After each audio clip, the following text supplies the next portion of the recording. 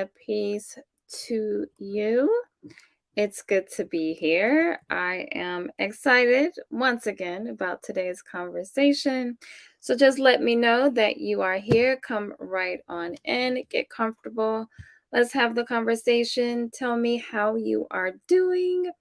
I'm doing pretty good. I am just, I have my tea, so I'm good. So come right on in. Tell me how you are doing. We're going to get started with the conversation. Okay, family. So if you are new to the channel, or if you need a reminder about today, need a reminder on what we do here at MaatSpeaks. Here at MaatSpeaks, we are aimed to demonstrate how to maintain, uphold, and build a code and culture through the principles of Ma'at. Those principles are balance, harmony, truth, order, justice, reciprocity, and righteousness, if you need to remember those principles. So we begin by applying those principles to ourselves. Then we extend those principles to our families and ultimately our communities. So as you enter, as you come in, make sure you hit that like button. Share this conversation. I know it's going to be a good one. And make sure to subscribe to the channel if you're not already subscribed. So let's get started here. I have some great things coming to the channel. This month, we're going to have a lot of great conversations.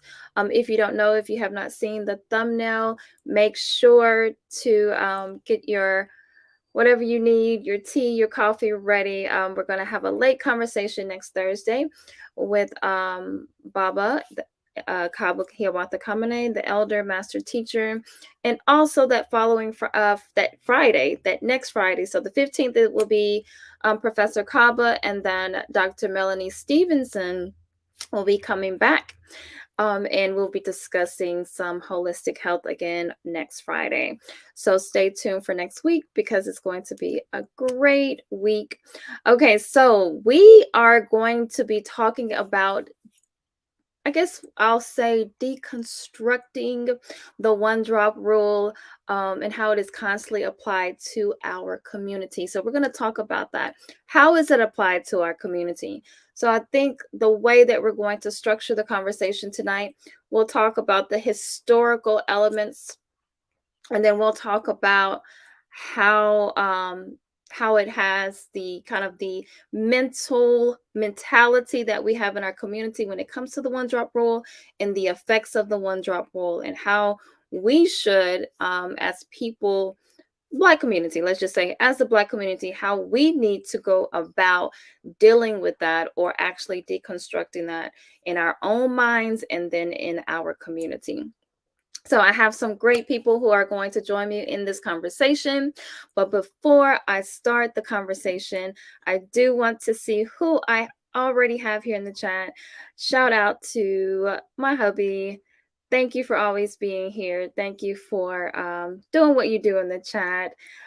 Much, much love to you for doing what you do. And my sister, Enya, peace to you. Thank you for always coming through. Thank you for always gracing me with your presence and supporting this channel. Thank you. I appreciate that, sis. Next stream, put hot chocolate in the cup if you drink it.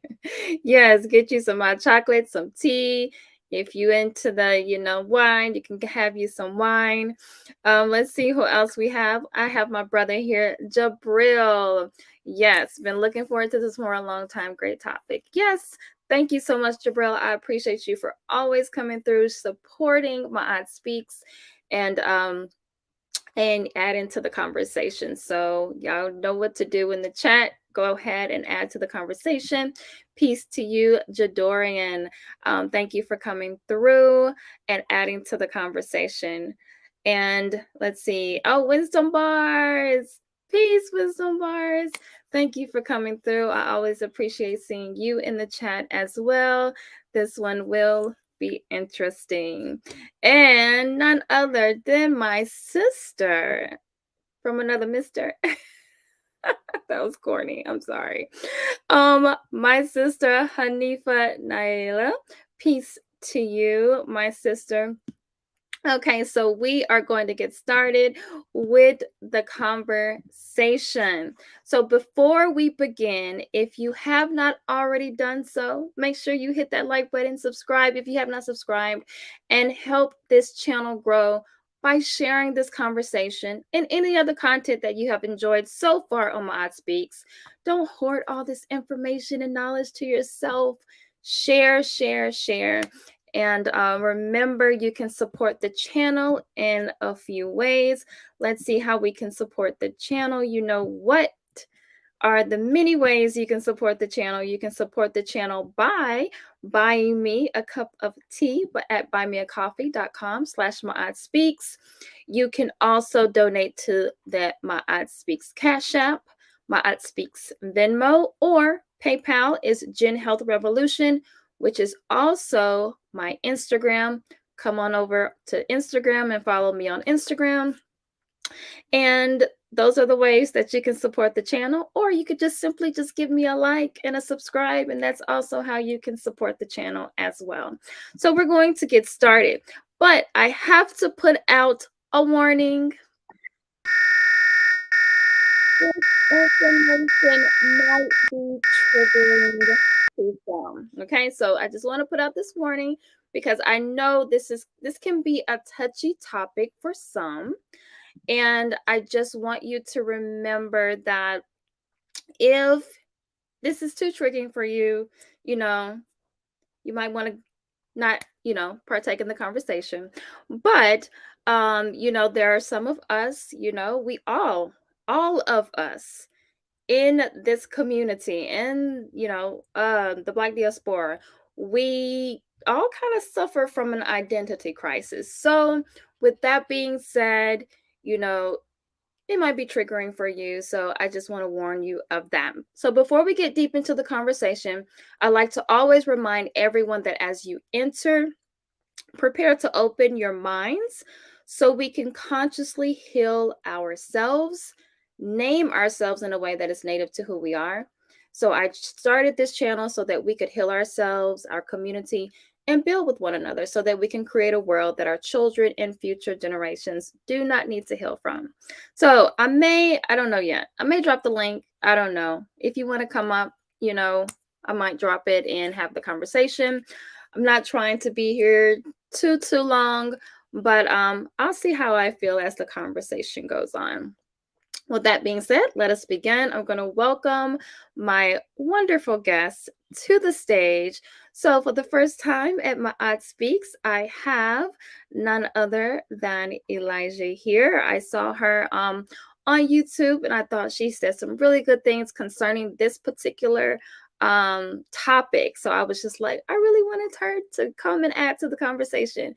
So here we have Elijah. She and her channel is Plant-Based Ho. Welcome to MaatSpeaks. Thank you for having me. I'm really excited. This is my first time doing anything like this. Oh, okay. But yeah, I was really honored when you reached out to me, and yeah, I'm just excited. Yes, thank you so much for being here. And then everyone should know here, Brother Talawa, he has been on the stage many, many times. Welcome, brother, to the stage once again. Hotep family, Hotep, sis, Hotep, Elijah. I'm looking as always. I'm always looking forward to the conversation. Though one thing I will add, I think you will need multiple trigger warnings periodically for this one. I Yeah. think you will, because I don't have much patience when it comes to this topic.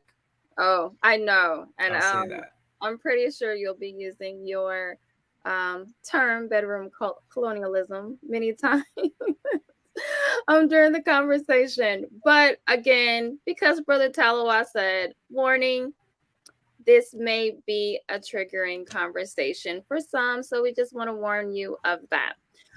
Also, I will be sharing a few articles and maybe a couple of videos. So I just want to go ahead and put that copyright disclaimer under Section 107 of the Copyright Act of 1976. Allowance is made for fair use for purposes such as criticism, comment, news, reporting, teaching, scholarship, education, and research. So, with that being said, let's jump right into today's conversation. And I think I had a few more people come through. So I just want to shout out the people who just came through. I think we have oh, peace to you. Related? Are you related? Is this your No, family? that's me. Oh, that's you. No, that's me. Oh, that's Uh, you. Okay. yes, we have And friends. oh, what did you say? No, that was it. That was it. I think there might be a delay. I might have a slight delay. Oh, got you. Got you. Okay. All right, and Cheryl, peace to you. Thank you for always coming through. I appreciate you being here.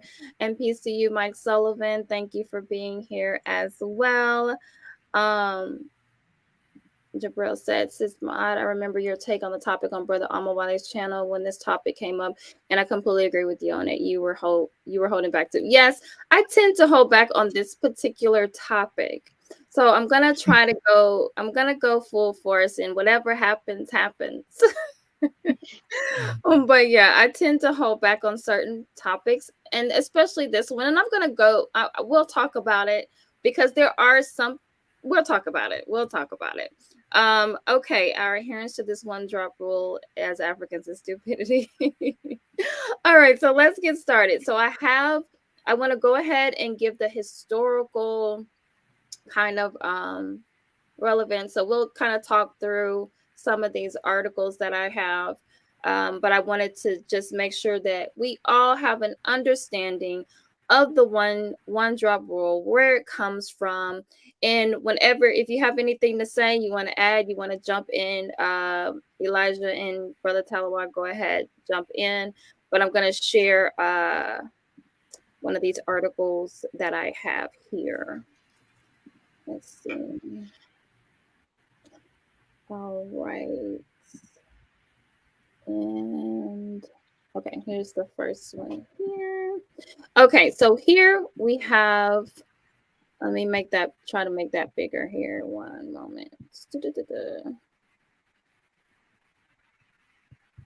And that's actually, this is the one I want to share actually. Okay, so let's look at the definition of the one drop rule. I think you can see that. Okay. The one drop rule was used to determine who was Black in the United States, but currently this rule is associated with antiquated ideology. So the one drop rule denoted that a single drop of African or Black blood made a person Black. Yet, despite the rule's seemingly scientific stance on racial definition, it has much more to do with discriminatory ideas.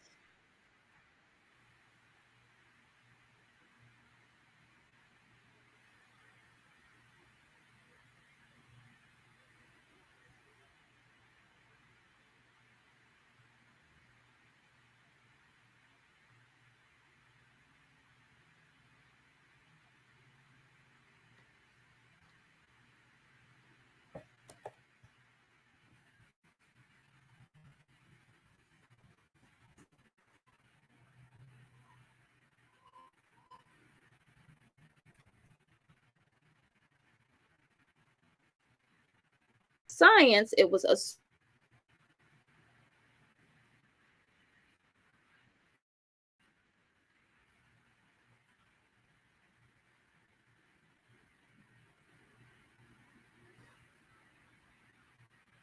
Oh,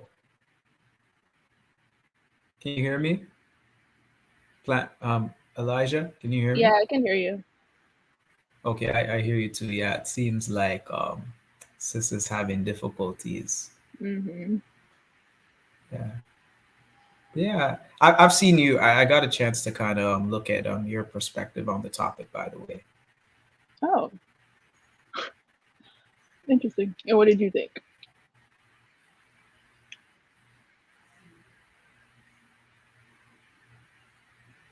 You're frozen for me too. Yeah.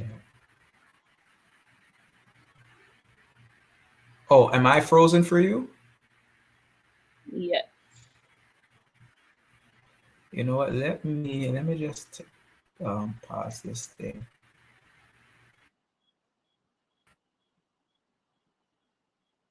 watch it like be totally different because I believe I think the picture affects it or something like that, but I could be wrong because I'm like one of the most technologically illiterate people.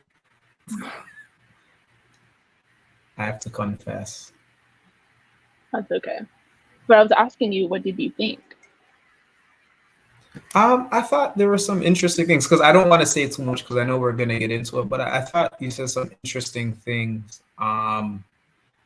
when I listened to it that I think you know need to be engaged more. Not that you didn't cover them enough, but they're very important points, and I think very practical things that I think people ignore with this issue.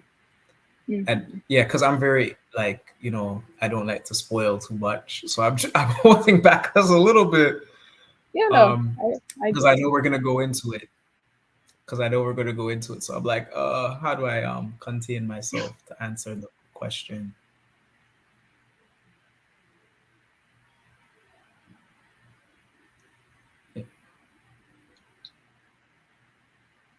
But I do have a one question. Maybe for you, maybe we can keep it going while everybody there, albeit so it's not too dead. Okay. I guess I would ask you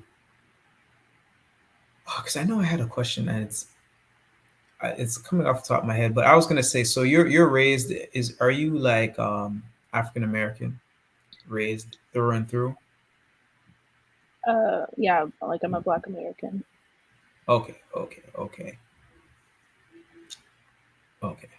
That's what I want to ask.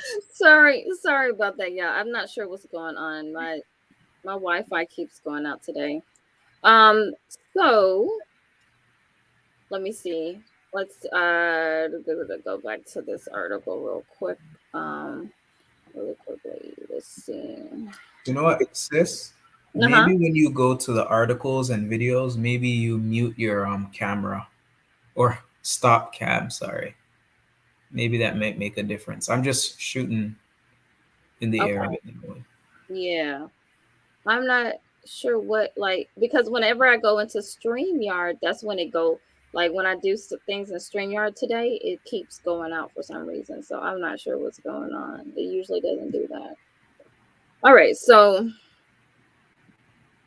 that's what I'll do. I think I'll stop it and I'll go into the article here and see if that helps.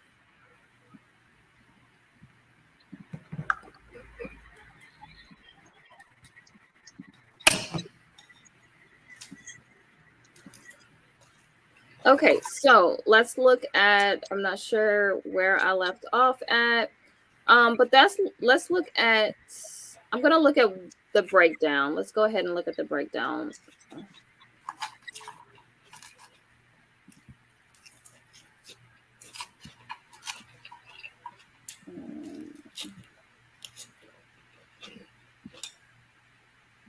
Okay. Is this the one?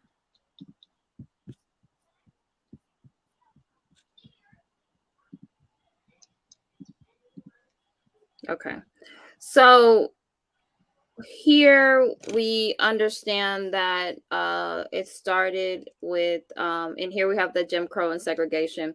Now, mind you, understanding also that one drop rules also applied to like people, other cultures like Japanese, and it was a way to put them in um concentration camps and things like that. So there, these are things that started with just uh people from European descent trying to categorize people for ultimately for oppression.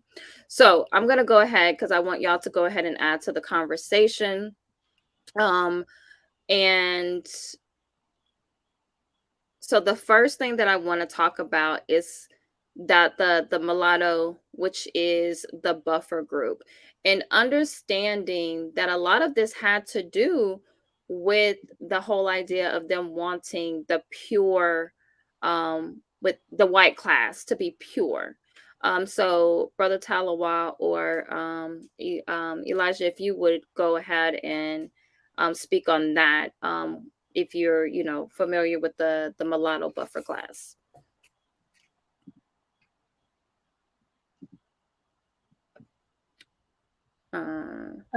Yeah, I guess my understanding is just that mulatto specifically referred to those who were or who had a black parent and a white parent, and they were given some privileges over those who didn't have a white parent, but or also not at the same social class as or as white people. Right, right. And okay, go ahead, Brother Talawa. We can't hear you. Oh, there we go. Wait, did I mute myself? Okay, okay. Sorry. One thing I would add really concisely, because I'm working on being more concise these days, Mm-hmm. to varying degrees. I want to emphasize the one drop rule is only followed in the United States. And I think you have to ask, why is this followed in the United States as opposed to other areas where Europeans had kidnapped and brought enslaved Africans? And it has very much to do with the fact that America, the purpose of America was that it was to be a new white land, unlike Jamaica, unlike Trinidad, unlike Haiti, unlike these places where there's a clear demarcation, social demarcation between who is mixed, who is black, and different types of mixtures. So this has to do with certain specificities in the United States. So I would emphasize that to people because if you travel outside the United States, you realize that those things don't go on outside of the United States, especially with other African people. So it's very much a American white person's concept. It's nothing to do with black people at all. Right, right. And even Trigger Happy, peace to you, says that their unpopular opinion with the one drop rule, which is that it made black people in America a more consolidated group. Everyone else in the diaspora, people get to 60 not knowing that they are black. So I guess my thing with that is the whole idea of black, because I mean, we talk about ourselves, right? Because technically we went from Negro to black. So that is not necessarily a racial identification. So my question would be, that is, what do you mean by not knowing that they are black? Like Talawade, since you're from the islands, do you have a idea of what is being said here?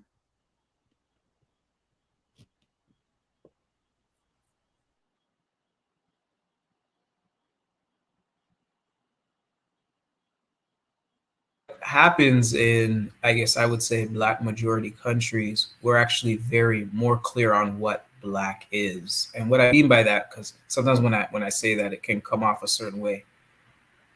What I mean is things are It more did it. clear because of the way. Am I on a delay? Do I have a? Oh. Is it I'm I on think delay or Mott's frozen? I think she's frozen again. Okay, well, what I would say is that people really care know what black is. People in the continent know what black is. Mm-hmm. I wouldn't say they don't know that they're black. In fact, I'll give an example of this in a U.S. context, really quick. I remember being in an Uber not too long ago, maybe a few weeks ago, with a gentleman. We were talking about different parts of the states, and one of the things he said to me was that, Miami is not safe for black people. It's being taken over by Haitians. Mm-hmm. So even the way black is being used, these obviously I know what he means. He means, someone who's black American, African American, whatever designation. I know what he means. So that doesn't necessarily, he doesn't see, for example, a Haitian person as a black person. So I don't think it necessarily means more consolidation. Yeah. People are definitely clear about being black in the Caribbean. Now, what it is a lot of times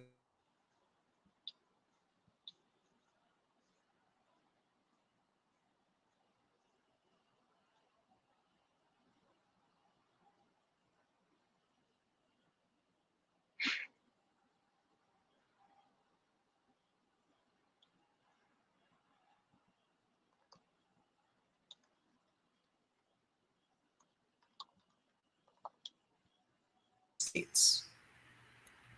So in that You cut out. sense, I cut out. Oh You man, did. I missed well, a probably chunk of what you probably said. probably. You know what's funny? There's an ancestor, Nana John Henrik Clark. He said if he was to write his book on the mulatto, he would have to hire bodyguards. And seeing this tech interference is making me think about that. That's funny. But I was But I know what Trigger agreeing. Happy is talking about. But yeah, I think things people are just clear, at least in certain parts of the Caribbean. But I see he made another comment about Puerto Rico.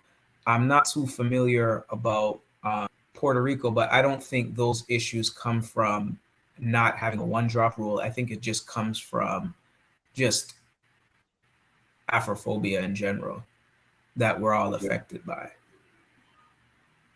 I also think that in terms of non-Americans not necessarily identifying as Black, I've traveled to Latin America a couple of times, and I've learned that they associate Black with specifically like Black American. So if you were to ask them if they're Black, they're going to say no because they're not American, but they do like acknowledge their African ancestry and like celebrate that. So I also think there is just like for some people at least, there's like just the association of the racial category Black with America. Yeah, that's true. I've heard that. So I think that when it comes to us and diving back into the one drop rule, because I think with us there's an identification with blackness, but as someone who was born in America, it's the identification with blackness because we cannot pinpoint necessarily where we are in that, in Africa, so we have this kind of connection because even people who are from the Caribbean, from the islands, they can it's more of like you feel like you have something, like you have some type of something that's your own. But here it's, we don't necessarily have that time where it's like our own. Now you do have the Native American, right? Like the people who consider themselves to be indigenous people who are trying to make claim, but it's hard to even still make claim to that when you are still and you're continuously being oppressed by the people who make up the dominant society. So let's keep going. I hope it doesn't do it again. Yeah, I'm not sure what's going on, but I don't even know if I should share anything at this point. Okay, so let's talk about going into how we are mentally. So Brother Talawa had and it's funny because how this conversation came to, because me and Brother Talawa were talking in another YouTube chat on Mawali Africa's chat section, and it was concerning. He was talking about the whole passport bros kind of thing. I'm not sure if you're familiar with that, Elijah, but um, No. okay. So, passport bros is like this phenomenon now where black men are saying that they're going to other countries and other cultures to to get women, because Western women here in the United States are not their cup of tea anymore, basically. There's this whole idea of like Western women not being submissive enough and all that kind of stuff, right? So they're Mm-hmm. going over to these other countries, they say, that because they're better in different ways. So This one guy was on the he was talking to Brother Omawale, and he was saying that, and this is kind of how me and Brother Talawa was like, we need to talk about this, because he was saying no matter what where a black man goes, no matter who he procreates with, that he's still creating a black family. So he could be procreating, with an Asian or white woman, but he's still creating a black family, because we have now internalized that one drop rule. It doesn't matter. And so I know we were talking in the chat, and we were talking about that a whole idea of creating, and you hear even black women who decide to go go divest or whatever, they say those same things. It's kind of like we are as long as there's a black parent, or it creates a black child, because we have internalized those one drop rule ideology, in a sense.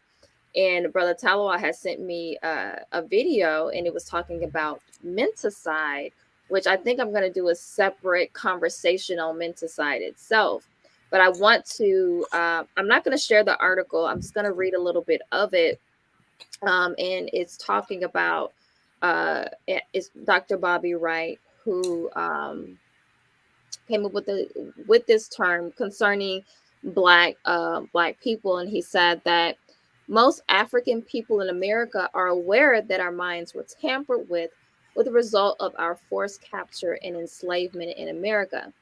The impact of this process is central to the international component of the reparations movement that we must focus on, and that is the repair of ourselves.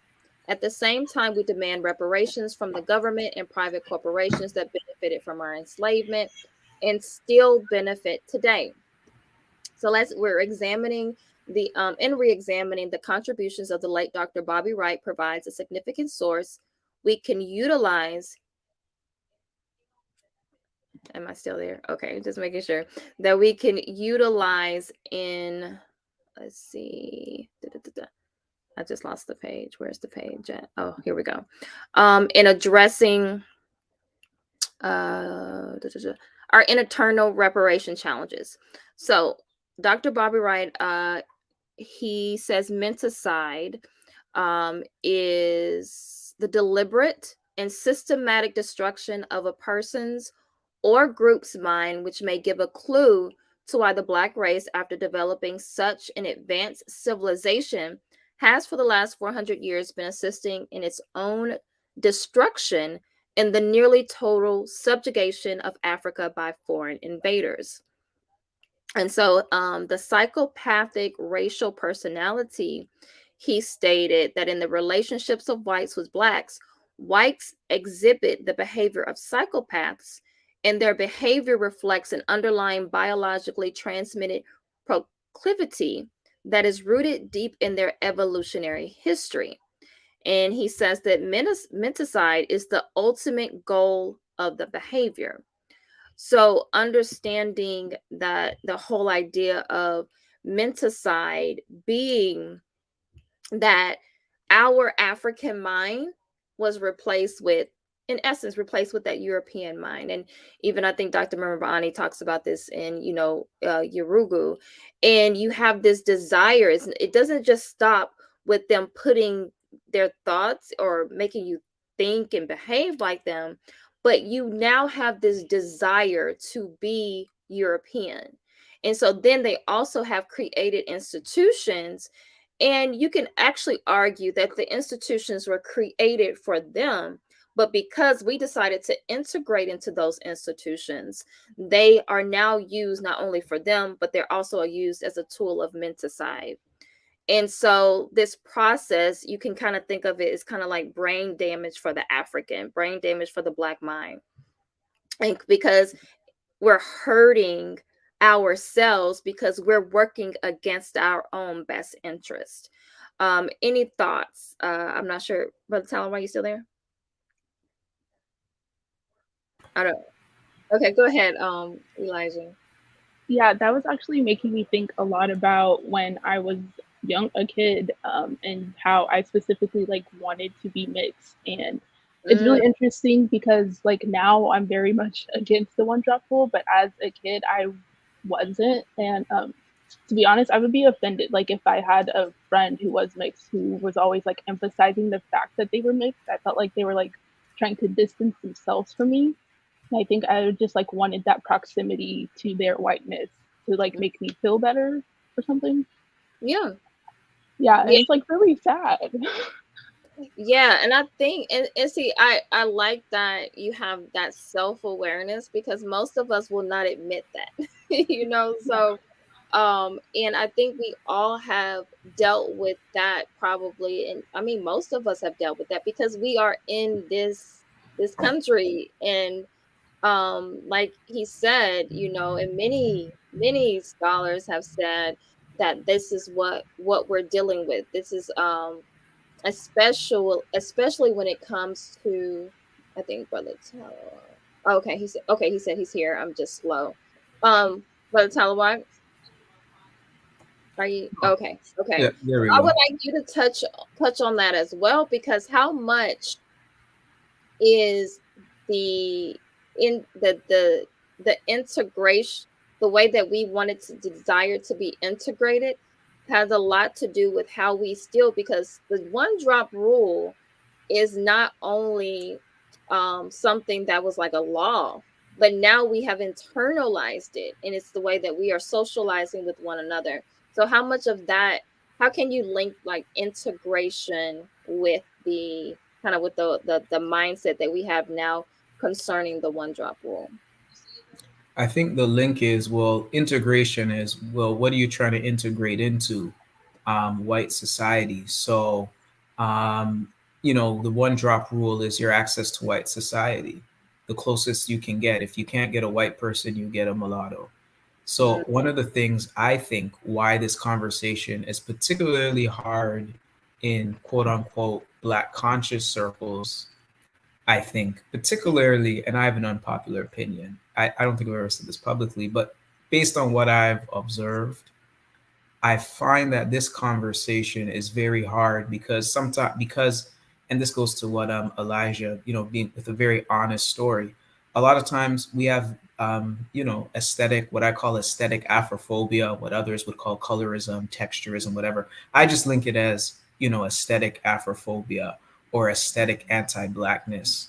And I think that's really at the root of the clinging to the one drop rule. I don't think it's anything beyond that, because it's really common sense that a person who has a non-black parent and a black parent is mixed. There's not much to think of beyond that. But when you factor in integration and then us thinking being close to them is better, that's the only way that something like that is sustainable. Like I'll give an example. Um, One of the things I saw on social media recently, or maybe about a year ago, was the this meme of Judge Judy having like and Judge Judy's a white woman. For those who may not be affected by infected by court TV, but maybe Bob might want to pull up a picture of her really quick.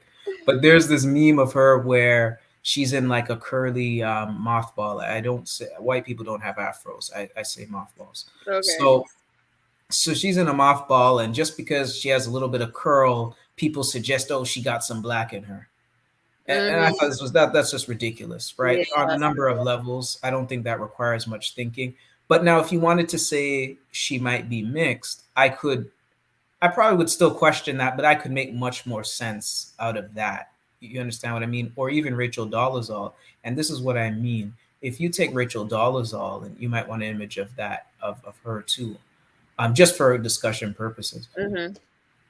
If you were to put her in Africa or Jamaica or Haiti or even Trinidad, right? No one would think of her as a black woman in any capacity, or a woman of quote unquote African descent in any capacity. In any capacity. I think that situation alone shows why this whole one drop thing is about proximity to whiteness, subconscious and or conscious, and that's kind of important. And I think that's why the one drop discussion is so hard, because that aesthetic Afrophobia, that aesthetic anti-blackness, is very The concepts of transracial and transgender at all comparable? That's just one of the many questions igniting. Sorry, I was trying to get the picture and that ad popped up. Sorry. That's okay. I know how the thing go, but yeah, that's my thing. It has to do with our internalized aesthetic anti-blackness and Afrophobia, and I think that's part of why it's hard to deal with it. When it's a harder issue to deal with when it comes to than other things. But in terms of, I kind of broke off when I said in conscious circles, I find that it's interesting when I have this conversation with men and women, how different the responses are. And when I've observed these discussions and panels, how women respond and how men respond. And I find that with women across the ideological spectrum, and mind you, there are women who disagree with me, but across the ideological spectrum, most women will get what I mean when I say that. That mixed is not black. That mixed is just, mixed. I mean, it's something very simple. It's descriptive, right? But with men, usually it requires a certain level of political consciousness of the man to understand what I'm saying. It's not across the ideological spectrum that we get it. I think it has something to do with sex and wanting, and I think it's connected to bedroom colonialism. I think it actually is. I would go as far, that's exactly why. Because if you say things like, if you say, you dead the one drop rule, a lot of the athletes we like, the male celebrities say, oh, they're with a black woman, whatever, because she got some black in her, whatever. You realize, no, that they're still suffering bedroom colonialism, and they can't hide behind the she's half black. So in other words, a lot of us want to, be sexually involved with biracials for, aesthetic Afrophobia reasons. And that's why we don't want to really hear that one drop rule. I think that's what it really comes down to. That's my suspicion, because I've had this conversation even with divestors and they get it, women across the ideological spectrum. But men, the few men I've heard who get it, it's usually they're very politically conscious, very, and it manifests in, the way they approach relationships. So I would say it's, I'm trying not to be too vulgar, but I'll leave it at that. Yeah, I mean when you think about the link um between lighter is better, or the proximity to whiteness. And I like something that Elijah, you said on your video with the erasing. What is it erasing? So could you explain that more, because I really like how you put that in your video. Yeah, so I feel like at least for my generation, we mostly like measure like racism or colorism in terms of like representation on TV. And I think the one drop rule is still super advantageous for like white production film companies, because like we're in an era of diversity is important.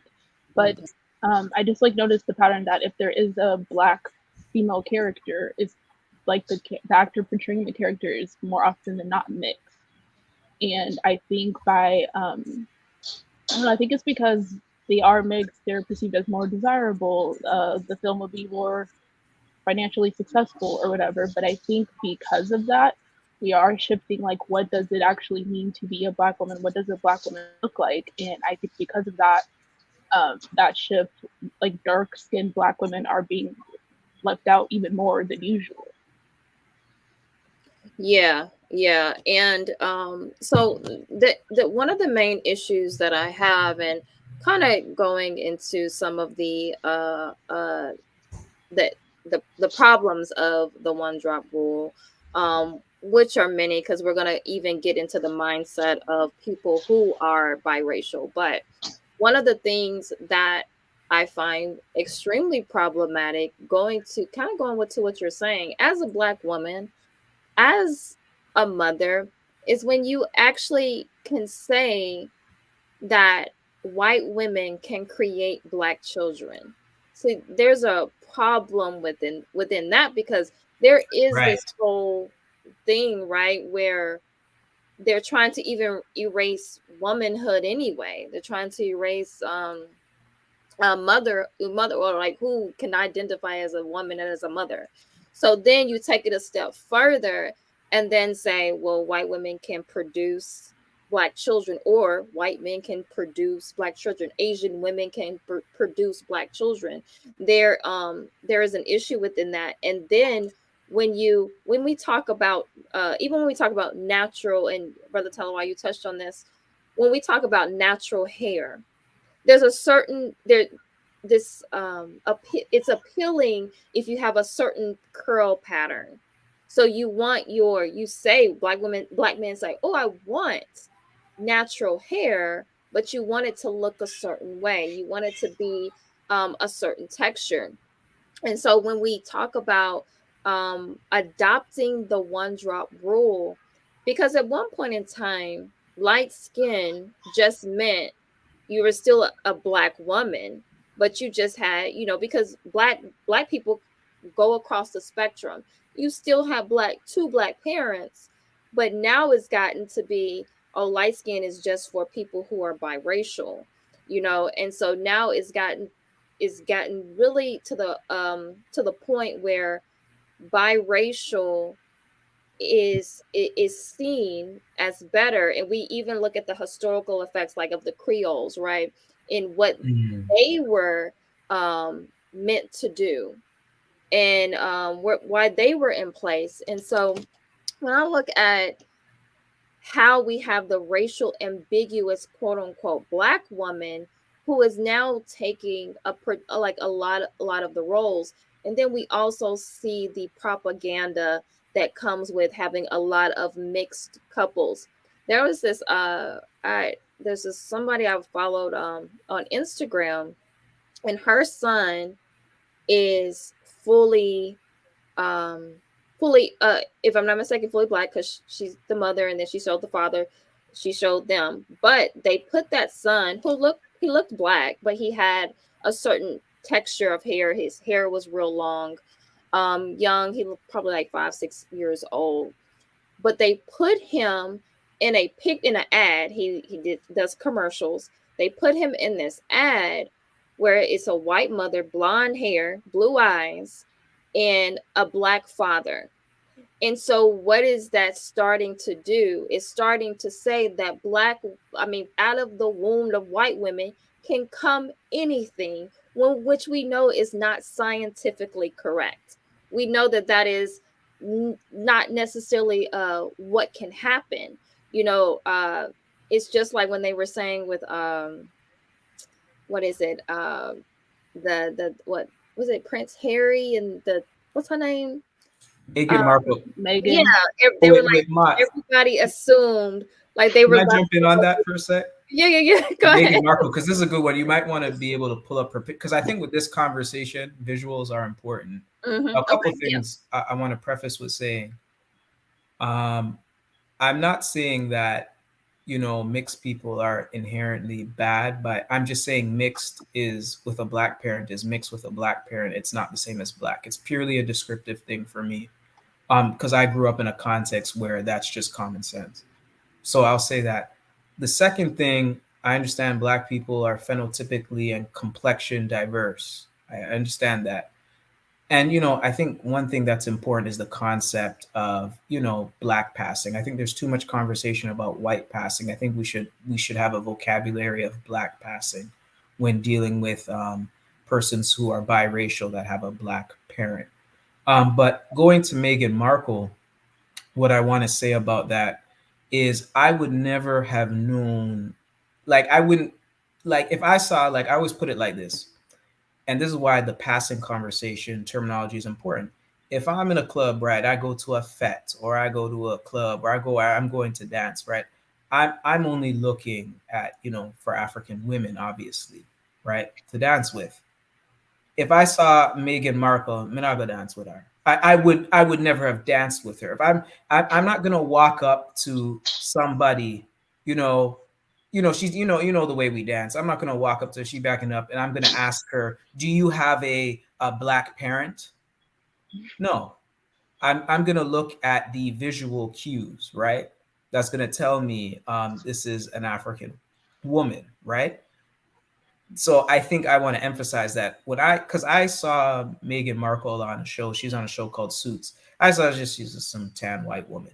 But if you telling me she's black, I have a hard time comprehending that. But if you say to me she's mixed, that makes sense.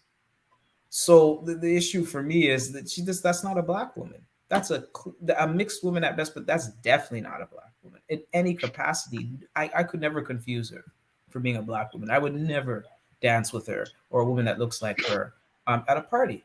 And you're not gonna go because you got to think about courtship. If you're a Pan Africanist, right? If you're of that politic, you're not gonna look for a woman that has minimal Africanity. Oh, she got some black in her. Your reference point is going to be an actual black woman, and vice versa if you're a Pan Africanist woman and such. But I think men, we struggle with this one a little bit more. I think, in my opinion. Even regarding Meghan Markle, I don't know if y'all read her most recent interview. She said something like she had never been treated as a black woman until she started dating for her fitness. And I don't know. Personally, I was offended by that because she was associating like, being a black woman with harassment received. And I don't know. I just think that she probably identified with her, I don't know, black parents until she was being bullied and harassed. But I also thought it was interesting because before then, in interviews she would always say like, "I don't identify as black or white. I identify as mixed." But I do think it's interesting how like black people, some of us want her to be black and will say, "Look how the media is treating her. It's because she's black." When I don't know, I just think it's reductionist just to say it's because she's black because she's not. Yeah, I mean, she didn't identify as as black until hear all of this comes out, but she did not identify from her mouth. She did not identify as a black woman, and just like you said, and I have seen this a lot with biracial people. Some of who identify as black, they want to pinpoint the negative things. So I remember being on a panel before and someone said, "Oh, well, I'm black because my brother got shot." And it's like, why are we equating trauma with blackness? Yeah. And that's a call to be like, well, see how black I am because all of these traumatic things happened to me. So there's a problem with that. And just like Trigger Happy says, so Meghan Markle is not only not black, but it shouldn't even matter because she isn't socialized. So that's the thing that we also talk about, socialization, because I believe that there are some so I'm not going to discount some of the people, because I know some brothers who are biracial who consider themselves to be, they were socialized as black, right? Like they were socialized in black communities. They were they weren't they weren't, and they're doing some work. So we're gonna talk about that too. I want to get your opinion on that, Brother Talawa. But she married to the most genocidal Okay. family. Oh, right now? Oh, sorry. So why does it matter? Yeah, hold on just a moment. But the thing with the socialization, because that even with like the president, right, Barack Obama, it's one of those things where he was socialized. A lot of people came against, I remember this was years ago when a lot of people came against Ben Carson because Ben Carson was like, he didn't grow up black. And a lot of people were like getting really upset with him. But when you look at his life, his history, you look at how he grew up as a white man. And we have to even understand, a lot of time we go into the glitz and glamour and we say, "Oh yeah, look at Barack Obama and his wife and how well that and it becomes like this, these are goals." But understanding that these are just images that they're portraying to you, it's all of it is just propaganda. That is what they want you to see. But when you go back and you look at, oh, it's like looking at a person's going and looking at their photo album. When you look at their photo album, you can get a glimpse into how they really grew up, going to an all white school, growing up with mostly white people. You are socialized as a white person in blackface. Like, that's what it is. But you start, especially a person who's becoming in the political arena, and they want you to vote for him. So yes, he's going to start trying to pick up on those things that are going to make you identify with him, or identify with blackness. But that's what they keep selling us. They keep selling us biracial people, and we eat it up, and we're like, yes, because we also have a yearning to want to identify with that. We want to have some type of representation, but we still have to understand what that representation does to us black folks, who can't really identify, and they can't really identify with us, because we have different. And I think even what Hanifa said, no, where is her comment? Like, well, I don't see the problem with Oh, acknowledging that you're mixed or you're biracial. What is the problem with that? Why do they have such an issue with identifying as biracial? can I chime in on that? Yeah. Because I think this has to, because again, I'm very big on, I think what African people do from my social political perspective as an Afrocentric Pan-Africanist, because unfortunately not all Pan-Africanists are Afrocentric or African-centered, unfortunately, because it's a objective more so than an ideology. That context in mind, I'm always focused on how do we re-Africanize and de-whitenize. Right. Calling a mixed person black does not re-Africanize. In fact, it mulattofies our notion of what is black, right? That's what it does, right? And I want to say something about, oh, they grew up black and socially. Because I know biracial people like that. Like, I have friends who are biracial, work with people biracial, so I don't have anything against. Because I think sometimes this conversation gets into, oh, well, you're against biracial. No, I'm just saying someone is mixed. They just mixed because I grew up where black is black and mixed is mixed. So it's second nature to me, and that's most African people in the world. So it's very much an American white legal thing. It's not Right. even a really grounded in our culture at all, period. Mhm. Now, in terms of what Hanifa was saying, it's just a simple thing. I think a lot of it goes to, and I'm going to keep emphasizing it. A lot of us want access to whiteness through biracials, and that can, and for men, it's definitely sexual. It's definitely, there's a sexual component. I strongly suspect it. I can't really say it is, but I strongly suspect it. Because I see, because I'm just saying it based on how I said my reasons earlier in the show. Women, I think, connect sex and ideology, I think, quicker than men do. I think men, for us to connect sex and ideology, political ideology, we have to be politicized at a young age. I think it's because, generally speaking, and I mean this just generally, women are the ones who are pursued, right? Like, men pursue women, court women, whatever.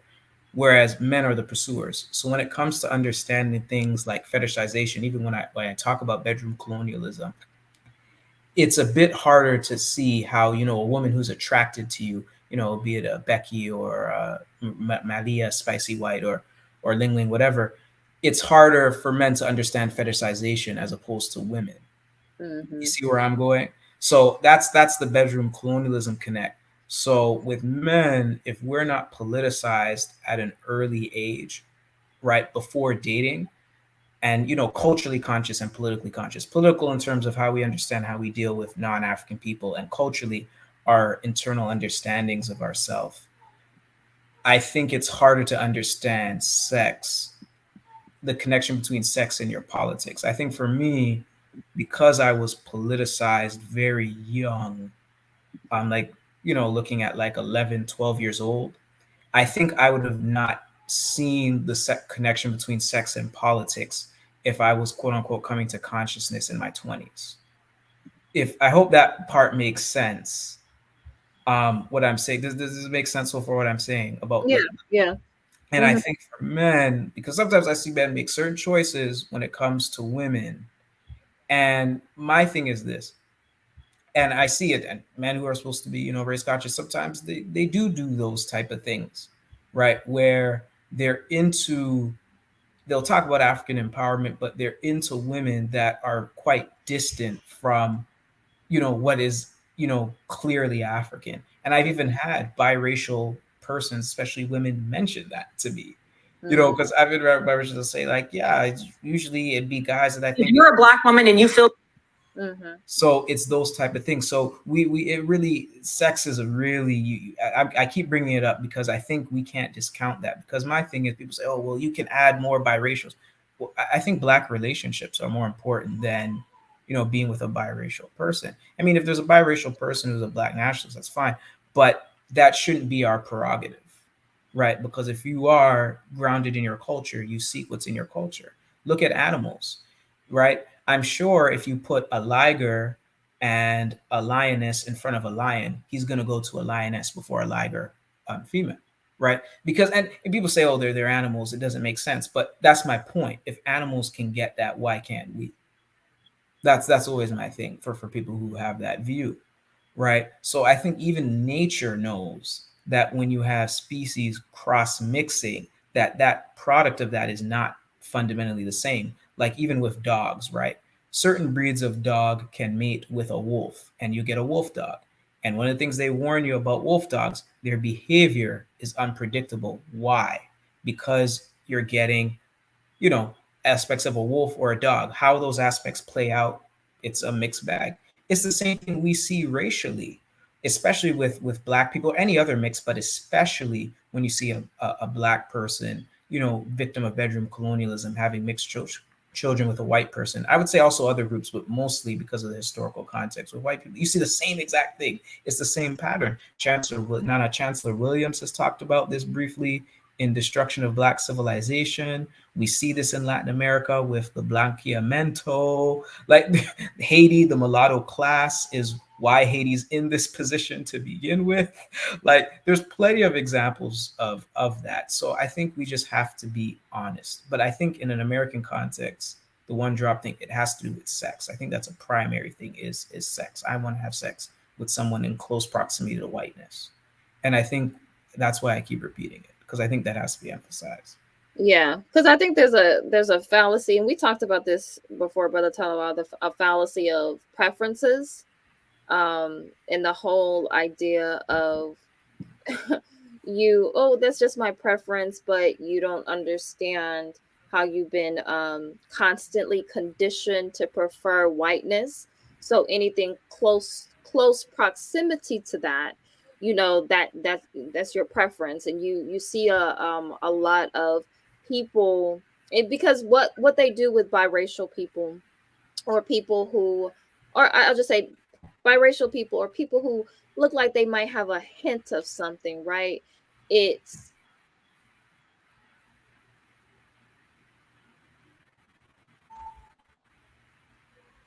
Oh, my froze again. Oh I think, no, wait, you went so long. Elijah, can you hear me? Yeah, can you hear me? Yep. Okay. Yeah, I can hear you. Yeah. So the Buckra them don't want we have this conversation. The white supremacists definitely don't like us having that conversation. That's how you know the one drop rule is not good for us. At least from a Right. Pan African perspective, it's definitely not. It's definitely not compatible with black nationalism, in my view. But what I was gonna say though, too, and I guess we can continue on where Matt left off. In terms of when I understand that there are people who are biracial who they might socialize more with white, more with black, or whatever the other mixed group is. But I'm just talking about white and black because I think that's the most relevant in an American context.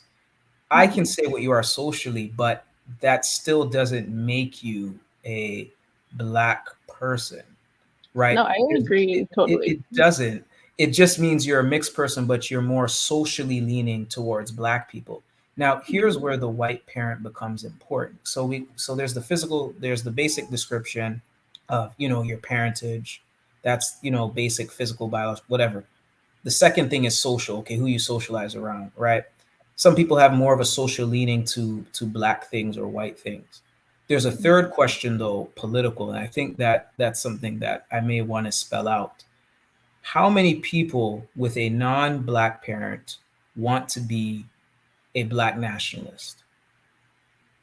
Right?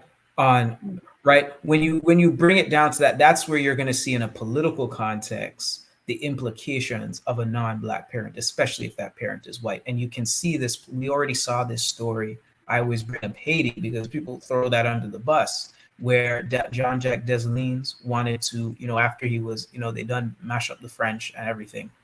What did the mulatto class do? Right? They rebelled against him. Right? Because they want to have they want to have their white parents and their white friends and their white things. So on a systematic level, we've already seen the story that it doesn't make sense, right? To say that, because there's a clear difference between someone who has a non-Black parent versus someone who has two Black parents. There's a clear difference.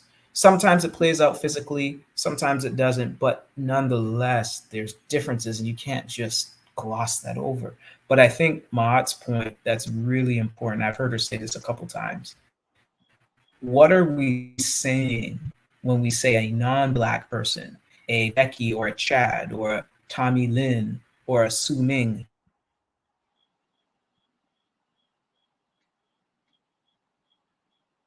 I think you cut out.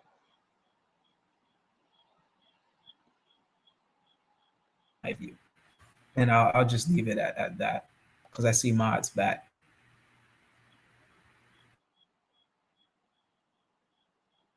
You're muted.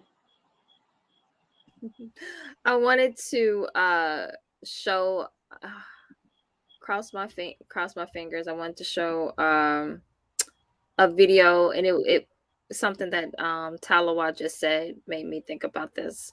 So, and this is kind of going because I think there's a lot of issues that come with, because I'm going to get to some of the comments, because I do see where Trigger Happy was talking about us, kind of throwing people away, but we cannot dismiss historically and things that currently people who consider themselves to be biracial, what they say. There's a sort of an identity crisis. There's sort of a confusion that happens. I know when people hear the word confusion, they like, what are you saying that biracial people are confused? But it's I'm gonna show the video and then we're gonna talk about it. Let's see here. Y'all, let's see. Share screen.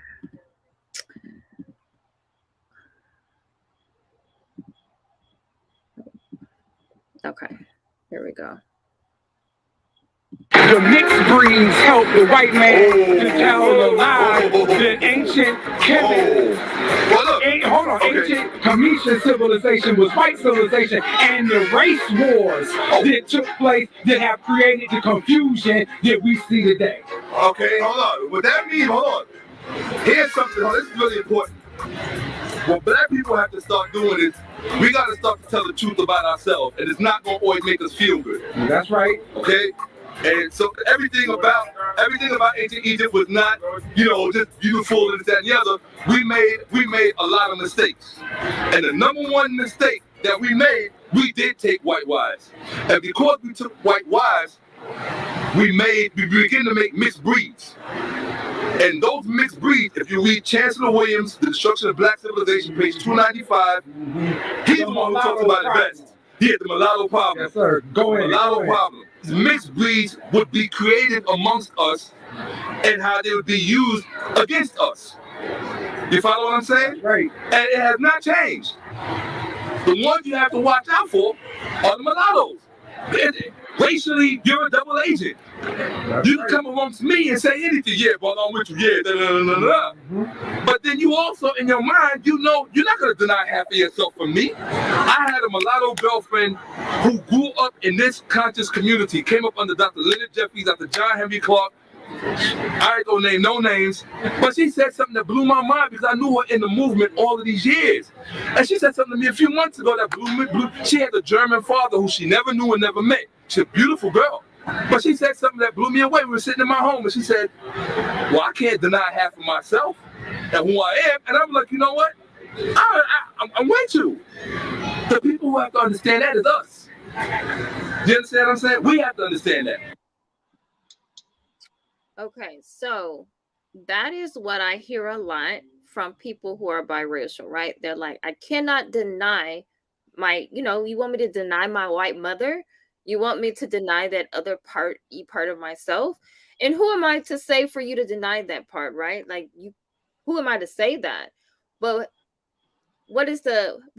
how do we proceed with that? Because I hear Trigger Happy saying, we can't throw our people away, but we cannot dismiss also the historical effects of people who were considered biracial, mulatto, whatever you want to call them, and how that they were able to undermine movements because they had what is it, their loyalty, displaced loyalty. So you can't, I'm not going to be over here too much with the black folks because I still have loyalty. And then who bites the hand that feeds them? Historically, they did that because white people, they were able to actually do more for them than the black side was.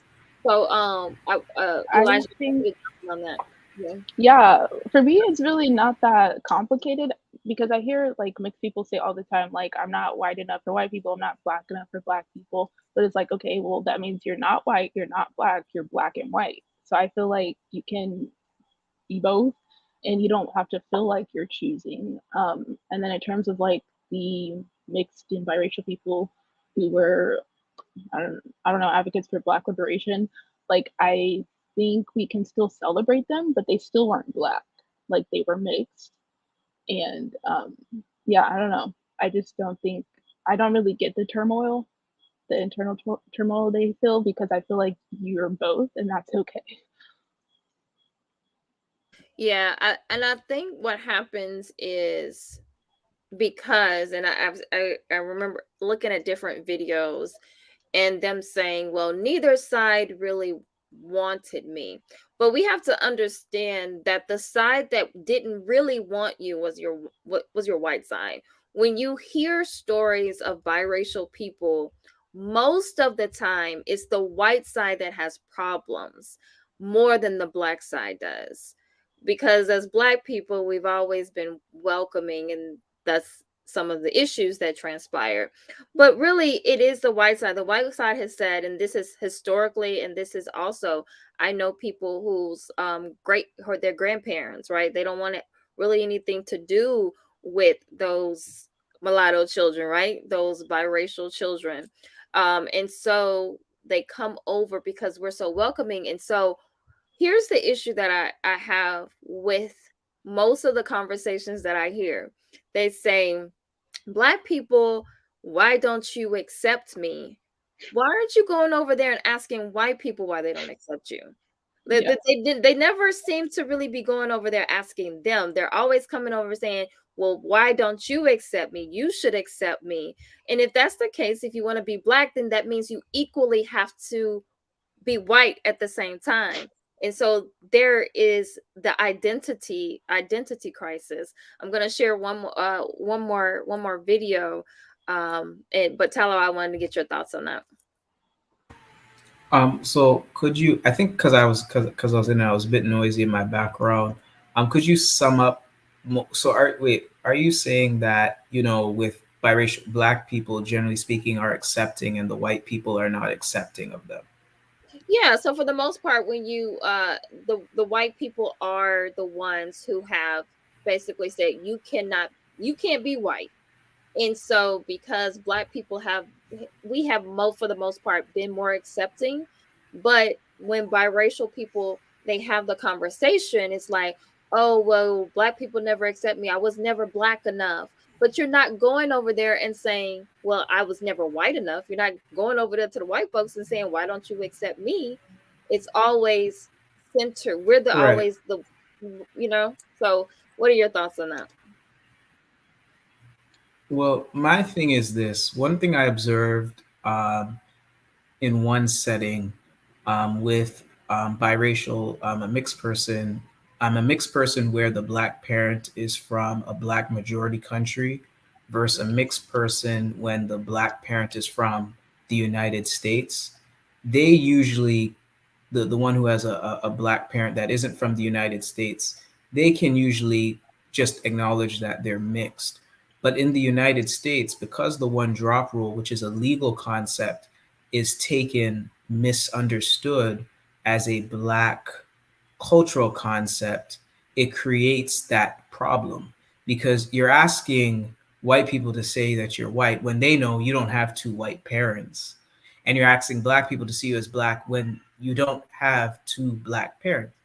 The logical conclusion is that you're just mixed. And I find with mixed persons, because I have found mixed persons raised in the United States that recognize this, but generally I find it's something to do with the United States. That's very peculiar to the United States. And I think when we have these conversations, we have to look at why was the one drop rule created in the United States? It's very simple.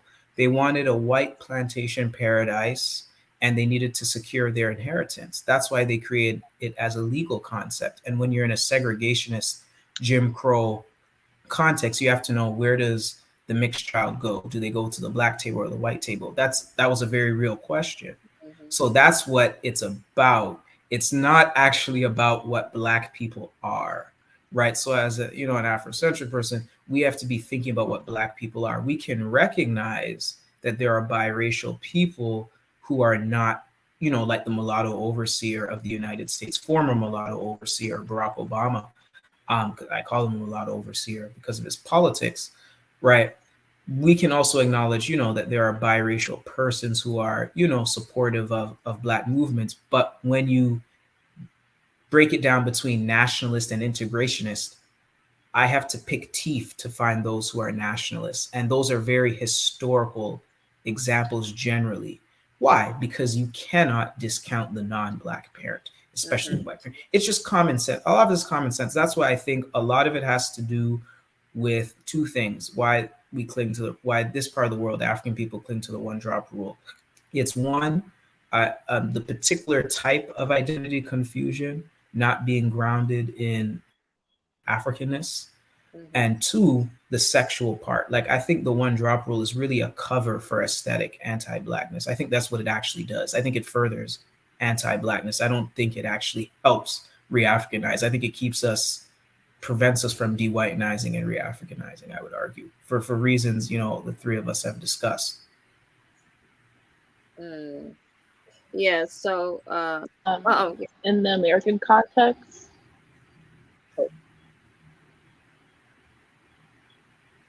sorry, am I frozen? No, I can hear you. Oh, okay. You're frozen now. I was just gonna say,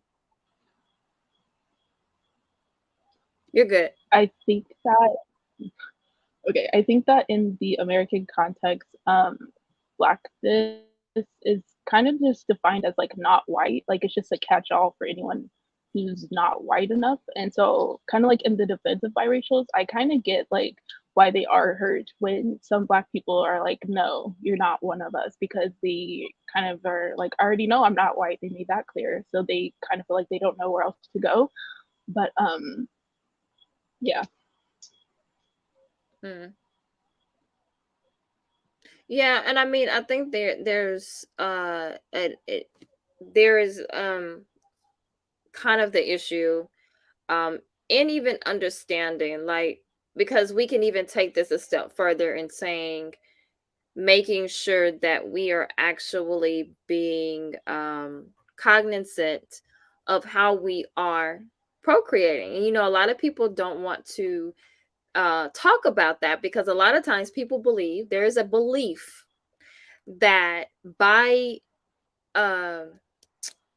by being in interracial relationships that you are erasing racism. So there's this kind of belief that that is a thing. Like there's no more racism because of interracial, and I'm being a part of that.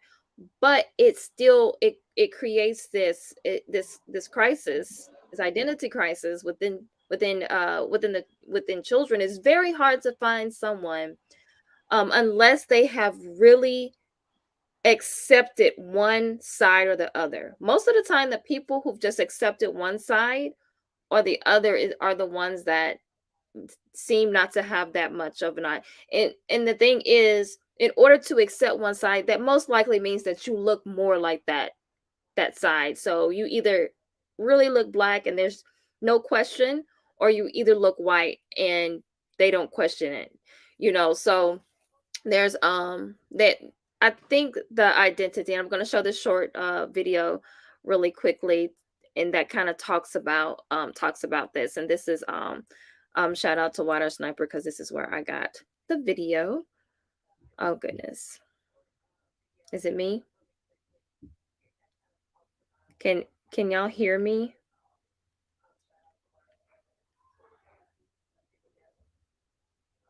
Oh, okay, so it's not me. Okay. All right, I'm gonna show this video really quickly. All right. Okay, here we go. All right, and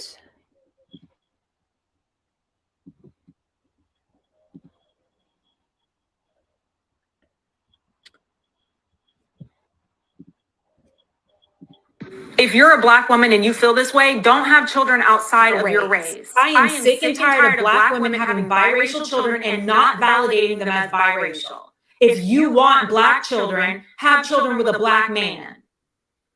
You're having children with non-Black men, lying to them about their biracial identity, and that's what causes racial identity issues. If you're a Black woman and you feel this way, don't have children outside of your race. I am sick and tired. Okay, so tell me, what are your thoughts on that?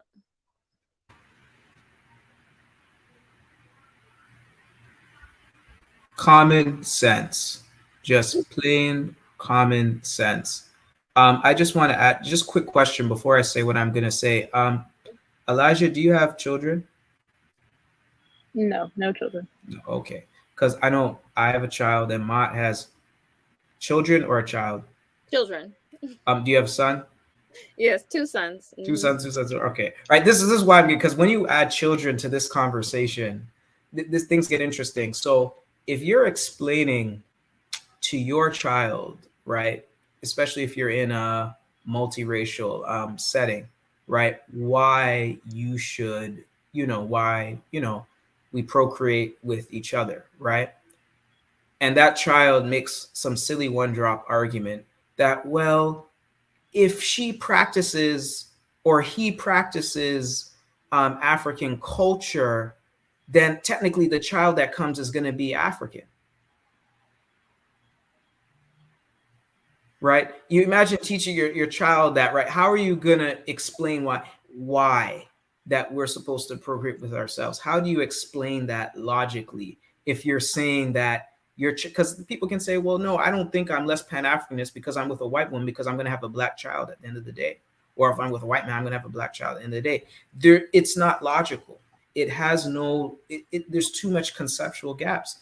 What is logical and correct, because it's only in America that this happens, right, is you just acknowledge people are mixed. It solves a lot of these just simply saying that. Now, in terms of how we organize, those of us who are about nation building, institution building, those are conversations need to be had in terms of, there needs to be a standard of measure, right, for how we accept or don't accept. We have to basically treat biracials on a case-by-case basis, because that's what I do, right? And I think you'll see why, I think that's sometimes what we're afraid of, is a standard of Blackness, right? Because when you look at people who have a clear nation concept, they all distinguish mixed. You go to Japan, let's take it away from Yoruba for a minute. You go to Japan, they have a whole category for mixed, hafu, right? That's all I'm saying. Everybody knows what mixed is. I think sometimes, like I said, it has to do with our confusion about what it means to be African equals black, and two, I think the sex part and wanting to have sex with white proxies has a lot to do with this issue. Yeah, yeah.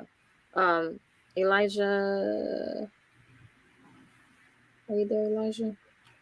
So, I think that one of the things that I've noticed when it comes to biracial people as well, because that is one of the biggest elephants in the room is the whole idea. Because what I have noticed with them is not only their divided loyalties, but kind of their pain, right? Like their pain point.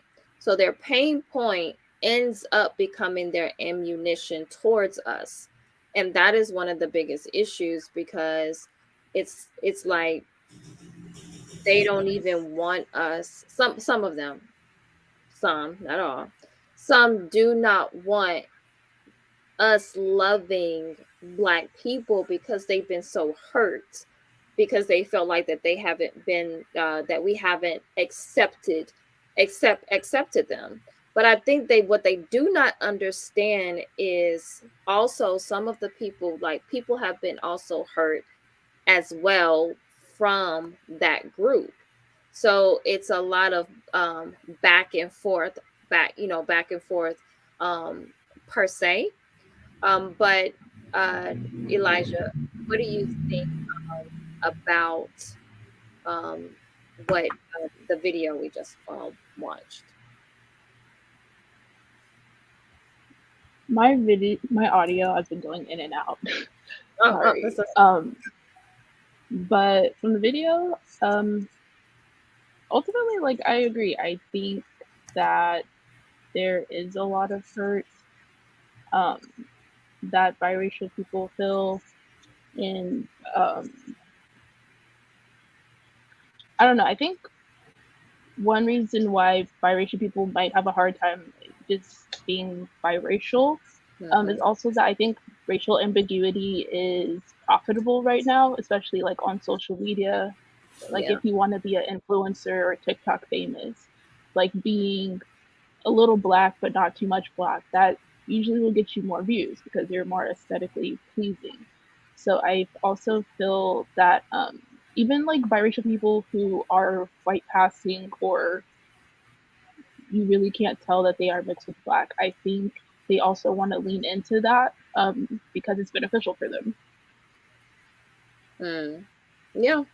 And to me, again, that in lies, because most of us who are Black, we are Black on Black, and the way that we go through, and I mean, we can always talk about the spectrum of Blackness, and how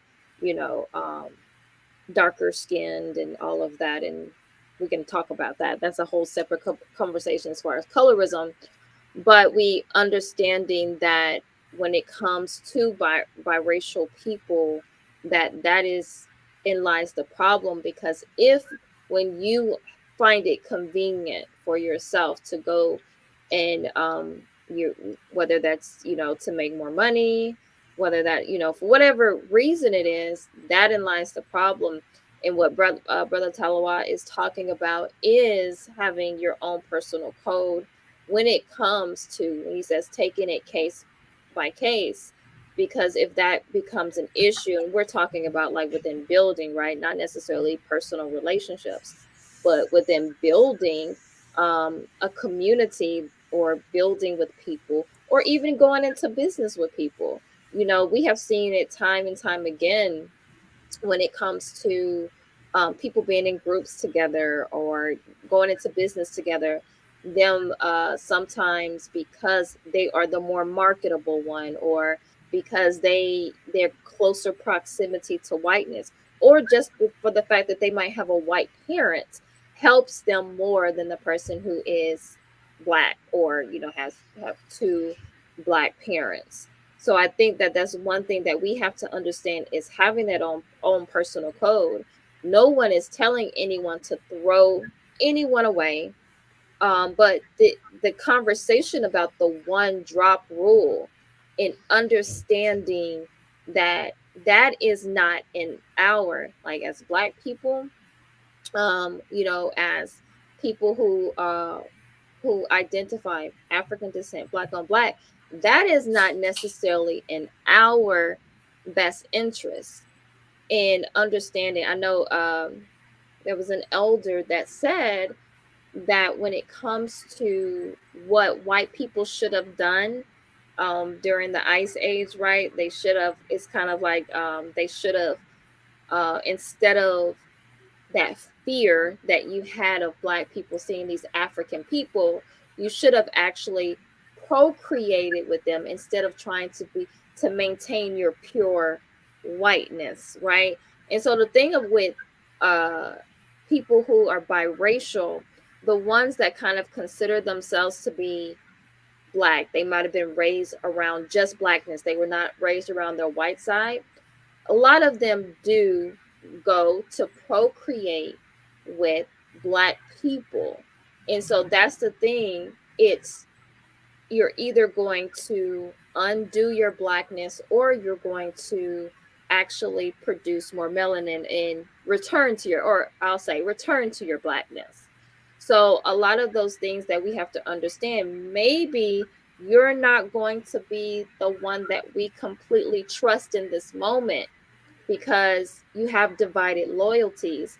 But maybe in the next generation, and again, this is about building, right? Like this is about nation building, but maybe are you instilling those principles into your children who can really most likely, they can say that they're Black. They can say because they have a mixed parent and a Black parent, and you're returning to your Blackness.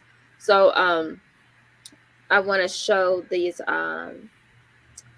pictures. We're gonna wrap up soon because we're having all kinds of technical issues tonight.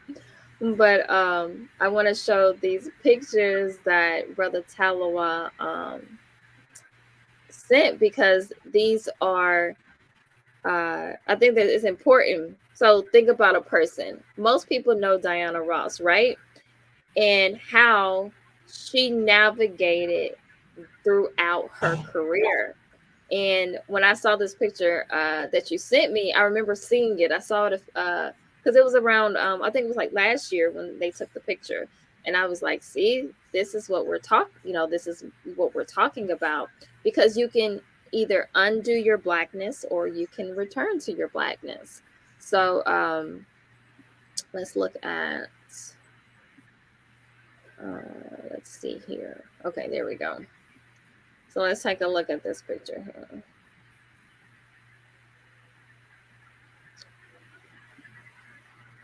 Okay, so hopefully y'all can see that. So if you've seen this picture, you understand this picture. Look at this picture, right? And you see mostly what do you see? You have seen people, you have seen Diana Ross, she just as happy as she can be that she got all these white people, she has turned her jeans into white, right? So, but you see how you have the ones that, even the ones that have like the mixture, they it's going to be gone by the next generation, right? Their children completely, if they continue to procreate. And then you see some that just look straight up white, right? And so Talawai, what do you have, you want to speak on this? I mean, I think the picture says 1,000 words. Yeah.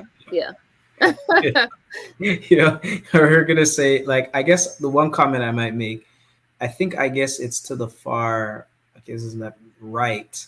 Oh yeah, that's really Black on on the far right. Oh yeah, that's definitely Black. I'm gonna see, and this is what I mean when I'm gonna go back to the Meghan Markle thing. If I go in a club, right, and I see Meghan Markle, she dancing, you know how we dance. Am I gonna look at her and then ask her for an ancestry record before I dance with her? No, we're not gonna do that, Right. So this is why when people have these things, we have to. I really think it comes down to us wanting proximity to whiteness, and that's why we like the one drop rule. Because my thing is, we know we would on that far right. We know none of these children we wouldn't see, and most of we wouldn't even see as black, except for Diana Ross and the one on top of her. That might not even be part of the family, since we know she running for black. That might be somebody else. No one would see this person as black outside of America. Or even when we say we're talking about mixed, we think about what has a little black, but from an Afrocentric perspective, our reference point should be what is actually black. And when we look at this is very clear. It's just easier to say mixed. It's just, I'm just talking on a descriptive level. I'm not even getting into you can't like a biracial person, whatever. I'm just saying descriptively, saying a mixed person is black is just, it's just illogical. And it was a legal concept about inheritance. It wasn't about what black people actually are or are not. Right. Mm-hmm. Yeah. I mean, and we get into a dangerous thing here because it's kind of like what, you talk about, like the $5 Indian. And so just imagine, like, oh boy, over there on the right, just like, look like, he does what is it? He play polo, um, it's just imagine him saying, oh yeah, like I'm black, cut me my reparations check, right? And so that is what we're getting into, because we have to understand this is also political. It's political as well. So when we have these conversations, we have to be strong enough to say, like, I love you, but you are biracial. Like, I'm not sure what the problem is within that. It's an emotional, and I think it is an emotional thing, just like Elijah said. I think it's when you have been discarded by your whiteness, and then you also are being discarded by your blackness.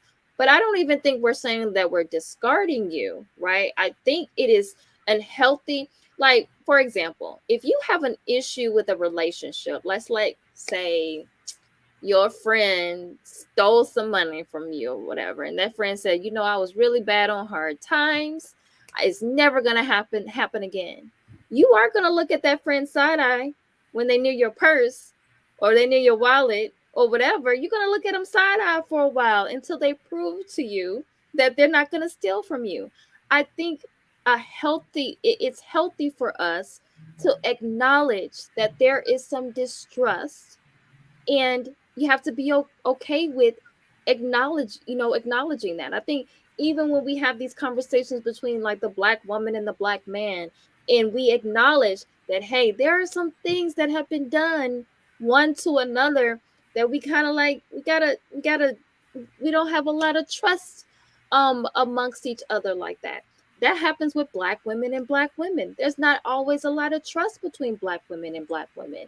And so we always have to understand that you gain people trust over time.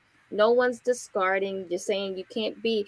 But I think, I remember Dr. Umar, he's saying, like, yeah, you can come and be a part of the movement, right? But, your mama can't be a part of the movement. Your mama white. And so I think a lot of times that's also the issue. They have a hard time saying, well, I can't discard my mama. I can't discard my whiteness. I can't discard those people who I love and I grew up with. And so Right. that's a lot of the issue that we have when we have these conversations, because it's like we're going in circles, because you want us, it's like you want us to accept you as being black, and we're like, but you're biracial, you're both, so I had a question mhm. for y'all. What do y'all think about the like DNA and ancestry tests? That's a good question. Tala, you have any thoughts to that? I think for me, it saying that you're from a particular region is problematic because we know that, for example, let's say somebody said that you are from South Africa, right? Like you're just from that region. But we understand that from that region, like from that area, there are still a lot of different you can be a white South African, you can be, a black South African. So when you say that, a lot of people say, see, I'm black. I'm blackity black because I have all of these things. But we know that it's there's a lot of factors that don't go into those things. And I don't even know if they're 100% trustworthy, but I know people who have taken them. I know my dad took one, but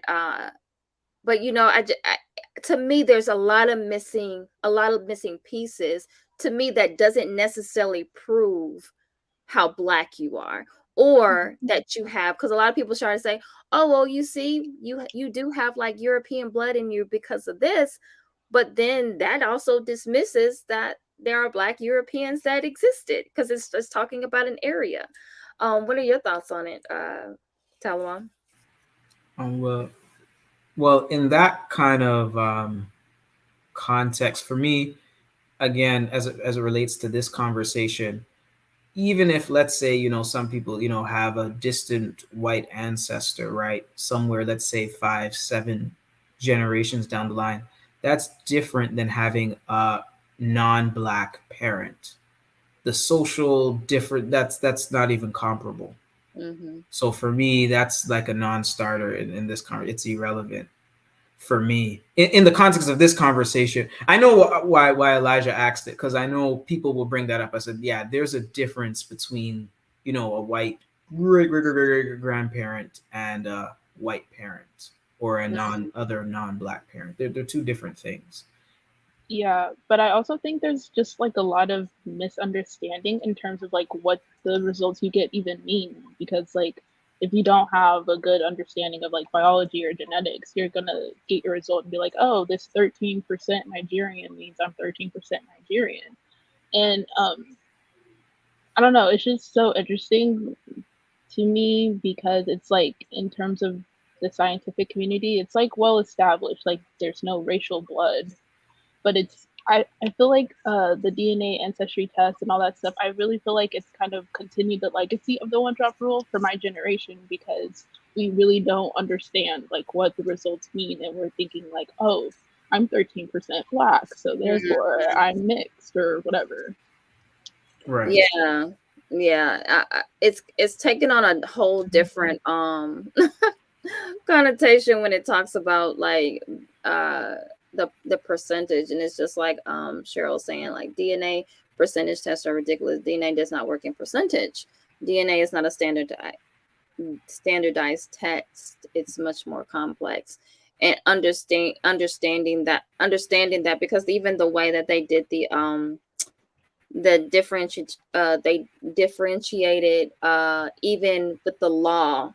It was like if you had one, then I think it was like 2 black parents, black, then I think it was like they have mulatto, then there was something underneath that and underneath that. And so it's just like all those different forms of it. It really had to do with like your parents, then your grandparents, then your great grandparents, and then and so on. And there's also this fallacy that all black people, especially here in the United States, and I would say surrounding areas like the Caribbean, are all mixed with something. And that is a fallacy, because that's like saying that every black woman on the plantation was raped, right? So and there's a fallacy in that. It's like how, and that goes again to how we want to be. I think Ayapa just said it in the chat. Like, some people are not trying to prove that they're black or that they're African. They're just trying to prove that they have some European ancestry, because they want that connection. They want to prove that, I do have some whiteness within me. So when it comes to that, I think some people are looking to see if they can connect with something. The best way to do that is, I think, to do that is just tracing your lineage, as opposed to, and I know some of ours doesn't go as far back as others, but I think that tracing it instead of doing these DNA tests will probably prove, and you might learn more anyway by actually tracing Mhm. your lineage, by actually tracing it back, starting with your grandparents and going back that way.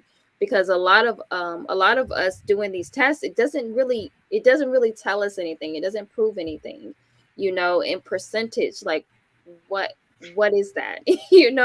So I'm glad you asked that question, because I think that's important to it as well, because then when people do those percentages, it's like, oh, that one drop. I think they show it was one. I think I saw a clip on YouTube where they show, like, I think the Kardashians doing that. And so that's a lot of propaganda as well, because we have these white women who are trying to turn themselves into, like, looking black. And so you have, like, these black women, I'm sorry, you have these white women trying to look black, and that also adds to the kind of that what is it called, like the ethnic looking women, the women who are racially ambiguous, even though if you look at old pictures, they just look like what they looked like. But now it's like the big booty, the what is it, the hips they got, all the fake things that they do. And it's a whole separate conversation. Oh, But can I jump in though? yeah. Because sometimes, because I've been repeating this all day because I think it's necessary to repeat, and I've heard this comment sometimes. Because I think the features between African women and European contrast more than with the men. Sometimes some of us, because of Eurocentric indoctrination, we want a woman with an African woman's body but European facial features, right? That gets into the whole Kardashians and the so-called blackfishing thing that you hear about on social media. So that's part of it, where we want not too much black, but just enough, that the ass is fat, but has enough white features that you get some half white in there.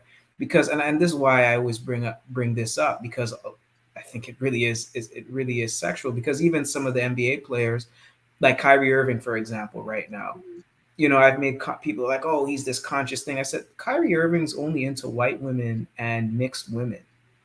But because of the one drop fool you system, people think that his current I guess his wife or his girlfriend is a black woman, but she's very clearly biracial.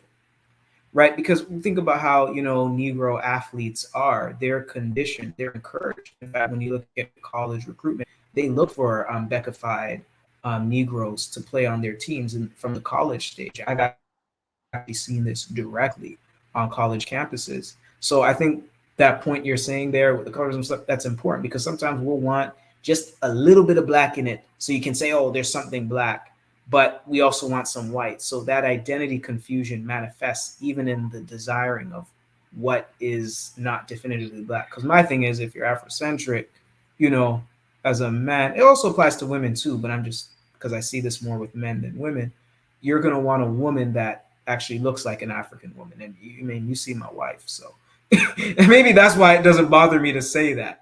That's why, because I don't take interest in women that aren't African. Maybe I've never had beckification, that aspect of colonization. Maybe that's why it's easy for me to make the conclusion. Yeah. And again, that goes into also self-awareness.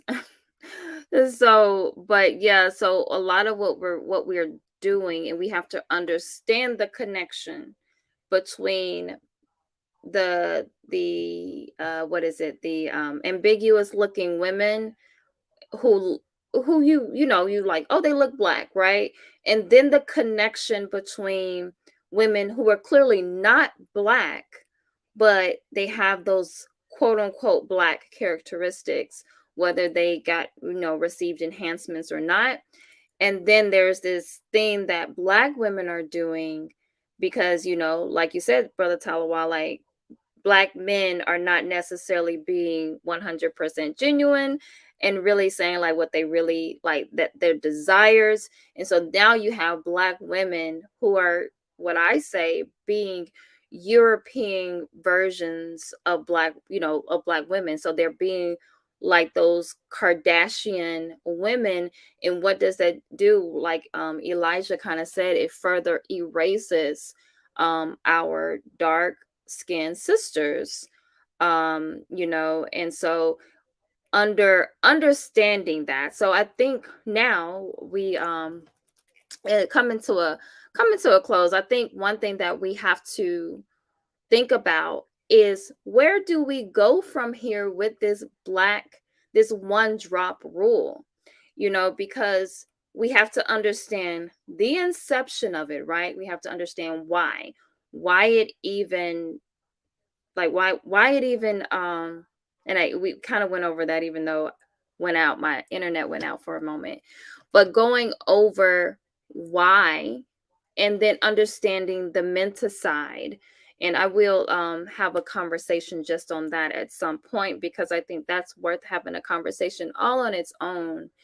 And then understanding the effects, and the effects that go both ways. Us understanding the proximity, like we're still kind of wanting that proximity to Europeanism or whiteness, and then them, the biracial people who and I want to point out something too that I do notice, because there are some people who are biracial and you would not know that they were biracial. But what do? They have to point it out. They have to. It's like a weird thing. You'll be having a regular conversation. You'd be like, they'll be like, well, my white mama, and you'd be like,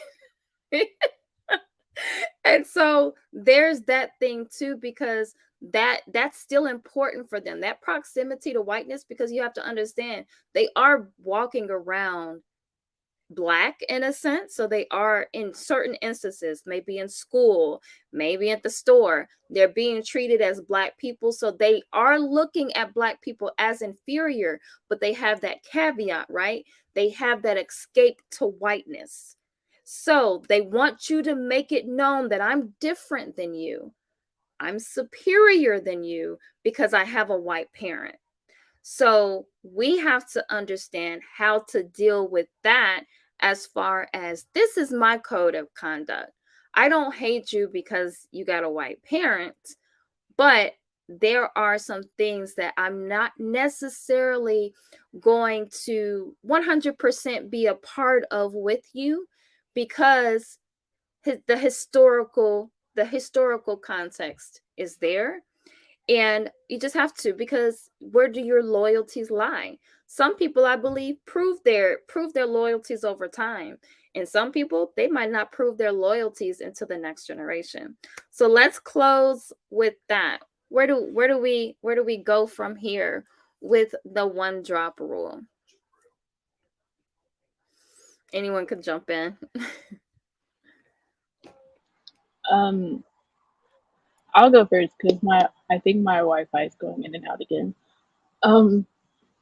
I think for me, I personally have like disengaged from the conversation just because I used to get so like emotionally charged, and then also like the mixed person you're talking to is emotionally charged.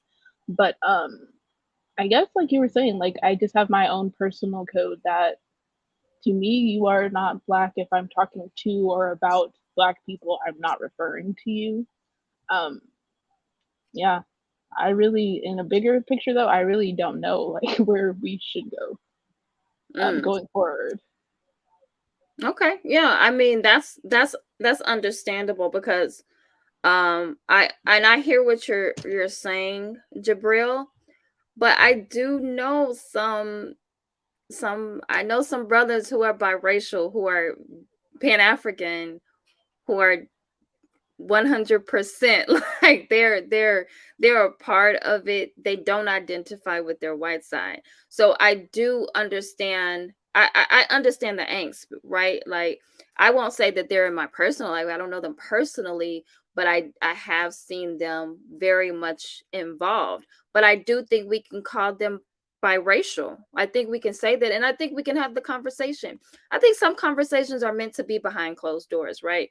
I think some conversations are meant to be where if these people are identifying as Pan-African, as nationalists, then I think these conversations are some conversations you have and say, okay, we understand, okay, you're biracial, and where do your understanding where your loyalties lie, but also where do we go from here? Because it can't I do consider myself to be radical in my thinking, but I do also I have a hard time just dismissing just any and everybody just because they are biracial, when I've seen some people actually put in some work. There is a difference, right? There's a difference between people at the time during slavery, right? That were actually, they became biracial because of rape, right? Like that's different than a lot of things that are happening now. I think the ones that are coming out of interracial marriages now, they're probably the most dangerous than the ones that may be kind of in our, and I mean, this is it's complex, it's convoluted. So I see you had, I'm gonna touch on your question here. I know you had a question here. You said, can you guys speak on the people who say the Pan-African perspective is biracials are African or just as Black? I've heard Dr. Umar just make this statement. So no, I don't agree with that. I don't believe that they are just as Black. I do know people say that we need to be able to utilize them in the movement, utilize their privilege. Now I have heard that. Talawa, you want to touch on this question? They're just simply incorrect. As much as I like Dr. Umar's analysis of the snow bunny crisis, he's just simply incorrect. Only an African man and an African woman can make an African child. There's no way and it's part of it is taking Dr. Welsing's point about recessive genetics out of context. What she was talking about when she says, when a Black male, impregnates a white female, usually the child is brown. That's a one generational thing. She never says that that child is Black. It's just the chances of it coming out looking exactly like the white parent are very unlikely. Like Barack Obama doesn't look like his mother, right? You see, that's what that was. So they took Welsing out of context in the case of Dr. Umar. Outside of that, it's just generally incorrect. Only an African man, African woman can have a child. Can have an African child. It's as simple as that. Yeah, and I definitely agree with that, Brother Talawa and Jabril. I think that's why I say, it's a complex conversation. And sometimes you don't even know, right? Like sometimes you don't even know who is biracial, though. I think that's something, and that's why I say the people who are wanting to continue their proximity to whiteness, they're going to bring that up. They're going to continue to bring up their proximity to whiteness. I've seen someone who you wouldn't even, they looked nothing, but they had a grandmother. I think they had like a grandmother that was white. And so they continued to bring up their white grandmother. And this was at a time where a lot of things, like very emotionally involved things, were happening. A lot of the things that were happening, a lot of very public shootings were happening, where you were constantly seeing them back to back.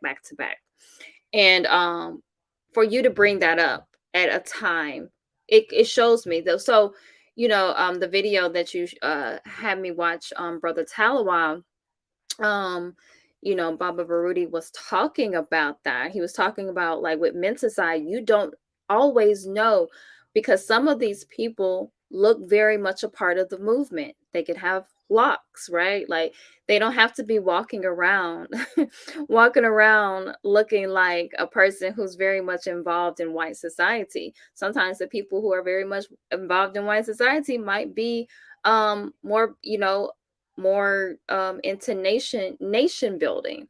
So I think that what happens is that we have to even understand that some people you might not even know. So what do we do about that? What do we do about people that we don't even know who are biracial? Because I'm pretty sure that is the case sometimes. Like I said, there was someone that a few weeks ago, and I was like, I had said something in my sister's sister Hanifa's chat.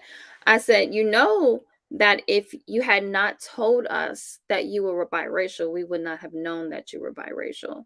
So we have to even understand that. I'm going to go through I saw another comment here. Let's see, Wisdom Bars. So Wisdom Bar said, what about someone who's African, they have a child with biracial? Did you answer that, Brother Talawan? I'm not sure if you saw this question, but I think that goes back into did, go ahead. Sorry, I did respond to it, but I like the way I say it better than when I type it, because I think Wisdom Bar's question is very important. Mm-hmm. I would just say when you have a mixed child, that's lineage jeopardy for the white or the blacks. It could be the non-black side, but I'm just using white as a stand-in. So it's lineage jeopardy that you're in. So if that mixed person procreates with a black person, then they're going in a black direction. So by majority, they're just black by majority. And I think it's different having a biracial parent than having a white parent, right? But what I would say for people, oh, well, see, you can have, if a black person and a biracial get together, they produce black. But my thing is, if you're Afrocentric and a Pan-Africanist, your preference should always be black to begin with. There's plenty of black people to procreate with, right? We're not out of black people to do that. So if I see someone who's calling themselves Pan-Africanists and they're walking around with Meghan Markle, I consider it an aspect of their whitenization. It's definitely a colonized behavior. Yeah, so I think to add on to that is it goes again, because I think there's two different, right? Like there's two different sides. So we have the side of people who, we have two black parents and we consider ourselves, black, African, we're nation building. And you are going, because also a lot of us, like for me, I did not get married as a Pan-African. I was a Christian when we got married. So even though I knew I wanted to be with a black man, I never, I wanted to be with a black man, right? Like that was always what I desired. I didn't go into, I think if you're Pan-African, you go into, if you're already Pan-African before you get married, before you start getting coupled, there's an intentionality behind that. Now, if that's not what you did before you got married or before you, became a couple, or even before you procreated, I remember there was a question that was asked. I can't remember what platform it was, but someone asked that question. They said, what if you find out, like after, you wake up and you are with this white person and you're kind of like, you're now questioning the fact that you like married someone who was white and you now have changed your ideology and your thinking. That's a difficult thing. That's why it's important we raise our children in a certain way so that they have those certain ideas and certain ideologies. Now, to your question, I think on the other side, as a biracial, if there's a biracial person who, they came from like an African person and a biracial person, it is important that that biracial person starts, if they consider themselves to wanting, wanting to be black, right? Like they're wanting to Africanize themselves, Africanize their bloodline. They do also have to work in intentionality. They have to start re-Africanizing themselves, which I have seen with people who are biracial, who consider themselves to be Pan-African, who are re-Africanizing themselves. So I think there's two sides to it. Because I think some people do speak from a place of, well, I cannot help what I became, I can't help what my parents did, but I choose to be Pan-African. I choose to be African. So what is your next step? Your next step is to find you someone who is black and re-Africanize your blood, your bloodline. That's my take on it. Let's see. So there aren't many biracials marrying black. So yeah, and I think there's an ideology with that as well, because you do see, especially with the black men who have white mothers, it has a lot to do with what you grew up with. that's a lot of things that happen with that, like what you grow up with, what you grow up around, what you see as beauty. So that's the thing too, because I know for me and my family, most of my family was especially the women, well, the women and the men in my family were very well melanated. My epitome of beauty was a very well chocolate melanated person. Has always been what beauty was, because that's what my family looked like.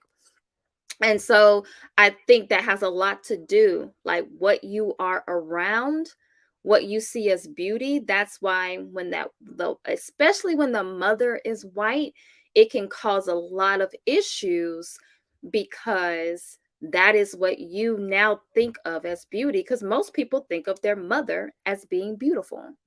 And so I've seen that, and even when we talk about culture, right? Like how the culture is formed in just in our family unit, in our own home, that has a lot to do with how we, because the mother picks the friends, the mother picks, picks like the toys you play with, all of those different kind of things.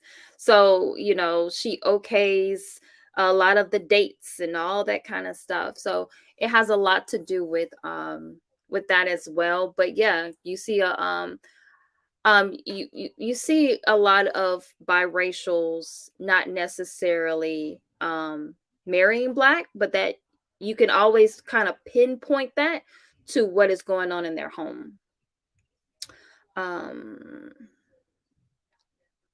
Yeah, I have a cousin like that. I have people in my family like that.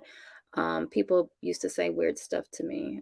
So yeah, like people assume certain things, especially in the South. They will assume certain things about about you.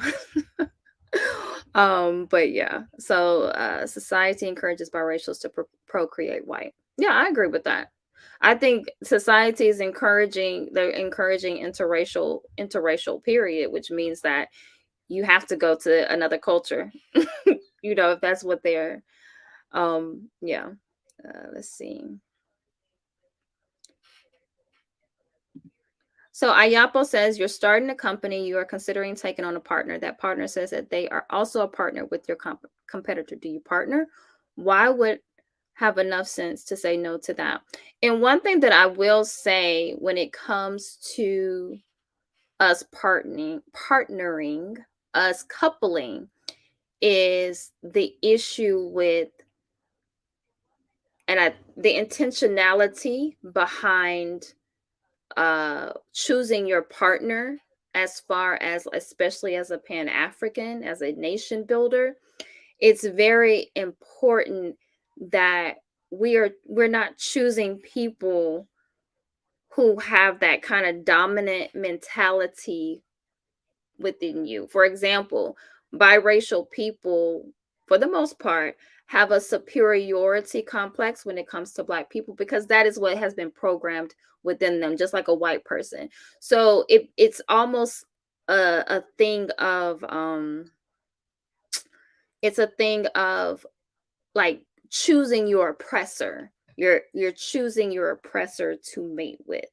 That's why there's a lot of weirdness to me when how Black women talk about divesting. It's very weird, very odd to me. Don't get it. Sorry. But would anyone in their right mind partner with someone they know has a split allegiance? That's a good question, Ayapo. That's a good question. That's a good question. So, I would love to hear from people who are biracial, right? Who don't have a split allegiance. I would love to hear that. I would love to hear that. I I would love to hear from people who don't consider that. You have something to say to that, Brother Talwa?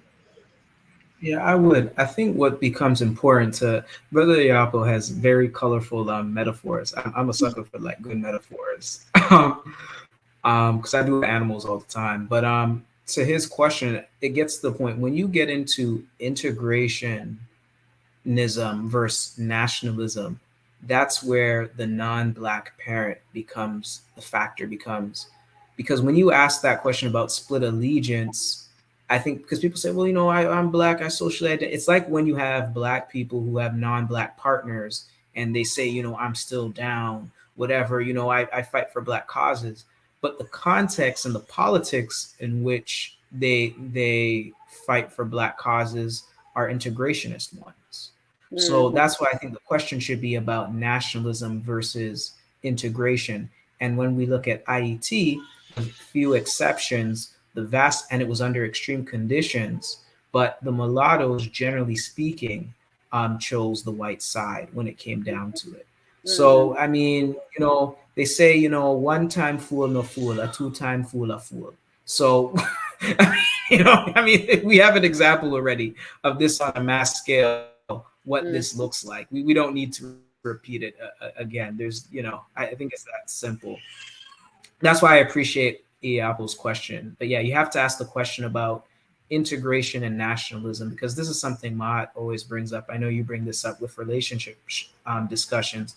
We have to really be more systematic in how we discuss values. This is one of those things, but we don't like the values conversation. I think part of it that I don't want to get too off the rails, but I think that's part of us being resistant to re-Africanization and simultaneously de-whitenization. And I think dating is one of those aspects where our subconscious, our inner, that Urugu parasite comes out. I think dating is one of those arenas because it's something that's more organic. That's why I said I watch when I see people talk about, they Pan-Africans, particularly men, and the types of women they talk about or elevate. I pay very close attention. Also with women too, but I find when women are Pan-Africanists, they're a bit more consistent with their sexual politics than men are. And I have my speculation on why that is, but yeah, I just want to repeat that again. Yeah, that's important. I'm glad you brought that up when it comes to values, because that is important when we are. Oh, that's a whole nother conversation, because when I think of how a lot of us are coupling, especially within Pan-Africanism, I think that we are not necessarily thinking about how our values align.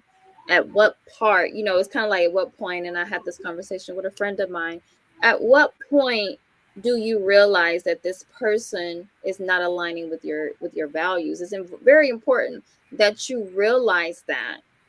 You realize that before you lay down with this person. It's very important that you realize that before you start, developing a life with this person, because that is, it's a lot of things that come out at certain points where we say, oh, our values no longer align. But what point did you realize that?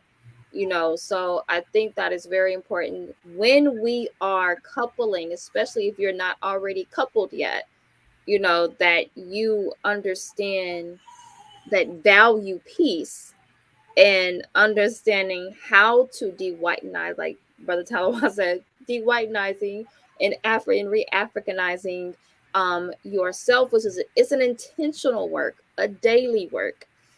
Just to think about, why do I find this person to be attractive? Like, if this person has not spoken, right? Like, why did I even go up to this person? Right. Right. That's why. So you see where I was going. And that's why I bring up the Meghan Markle thing. If you're telling me you tell me you Pan-Africanist and you checking for Meghan Markle's, I'm going to say that's an aspect of, re-Africanization that just didn't occur with you, your aesthetic tastes. We don't like to say that, but definitely that's exactly what I was getting at. Yeah. I like to put it, So Trigger Happy says, also, this is why I keep bringing up socialization, because the way race works now, those who are white passing won't say they are Black and will automatically socialize with white people. Yeah. I mean, I do believe that people who can pass for white will pass for white. I don't believe that. I believe that innately that's just what you're going to do because you can. And I'm not going to even pretend like I even know what that feels like. I don't know what that feels like. I don't know what it feels like to come out looking white, so I can't even imagine. But I do believe that because society has, they have been deemed as the dominant society, I think it's easier for that to happen. And I think even the people who parented you think it's easier for you to do that. I think they even socialize you to be that, even if you kind of fight against it, which you probably don't because you're a child. And so that just becomes your reality. I think Meghan Markle, like, she's an example. I think Meghan Markle's mother was very much okay with her living her life like a white woman. I don't think she had anything against it. So the journey back to Black. Yes, Ayapo, yes. right. Go ahead. You had something. And to that point, I think the I guess maybe it's not quite the elephant in the room, but maybe needs to be stated, in terms of, we should not really be having sex out of race. Race mixing just isn't good. I think that's one thing I think most of us could agree on. At least those of us who are really actually Pan-Africanism in action and thought, not just in word. That race mixing is not good, right? It's not good. And the one drop rule is a reason why it's not good. That's what I always start people with. If we know that dating out of race is wrong, then we should know by extension the one drop rule cannot be a definition of Blackness, if we accept that first premise. But if you disagree with that premise, then I can understand your point, because I know Black people were ideologically diverse, unfortunately. Yeah. I mean, biologically, there's scientifically, there are some reasons why there really shouldn't be interracial coupling, but I'm not going to get into that right now. You know what? I kind of do want you to get into, because Amma gets into it a lot, and I find it very interesting where she goes. But one thing that, and you made me forget, I think what happens also in the state, I don't think it's just specific to the states, but it's a bit harder than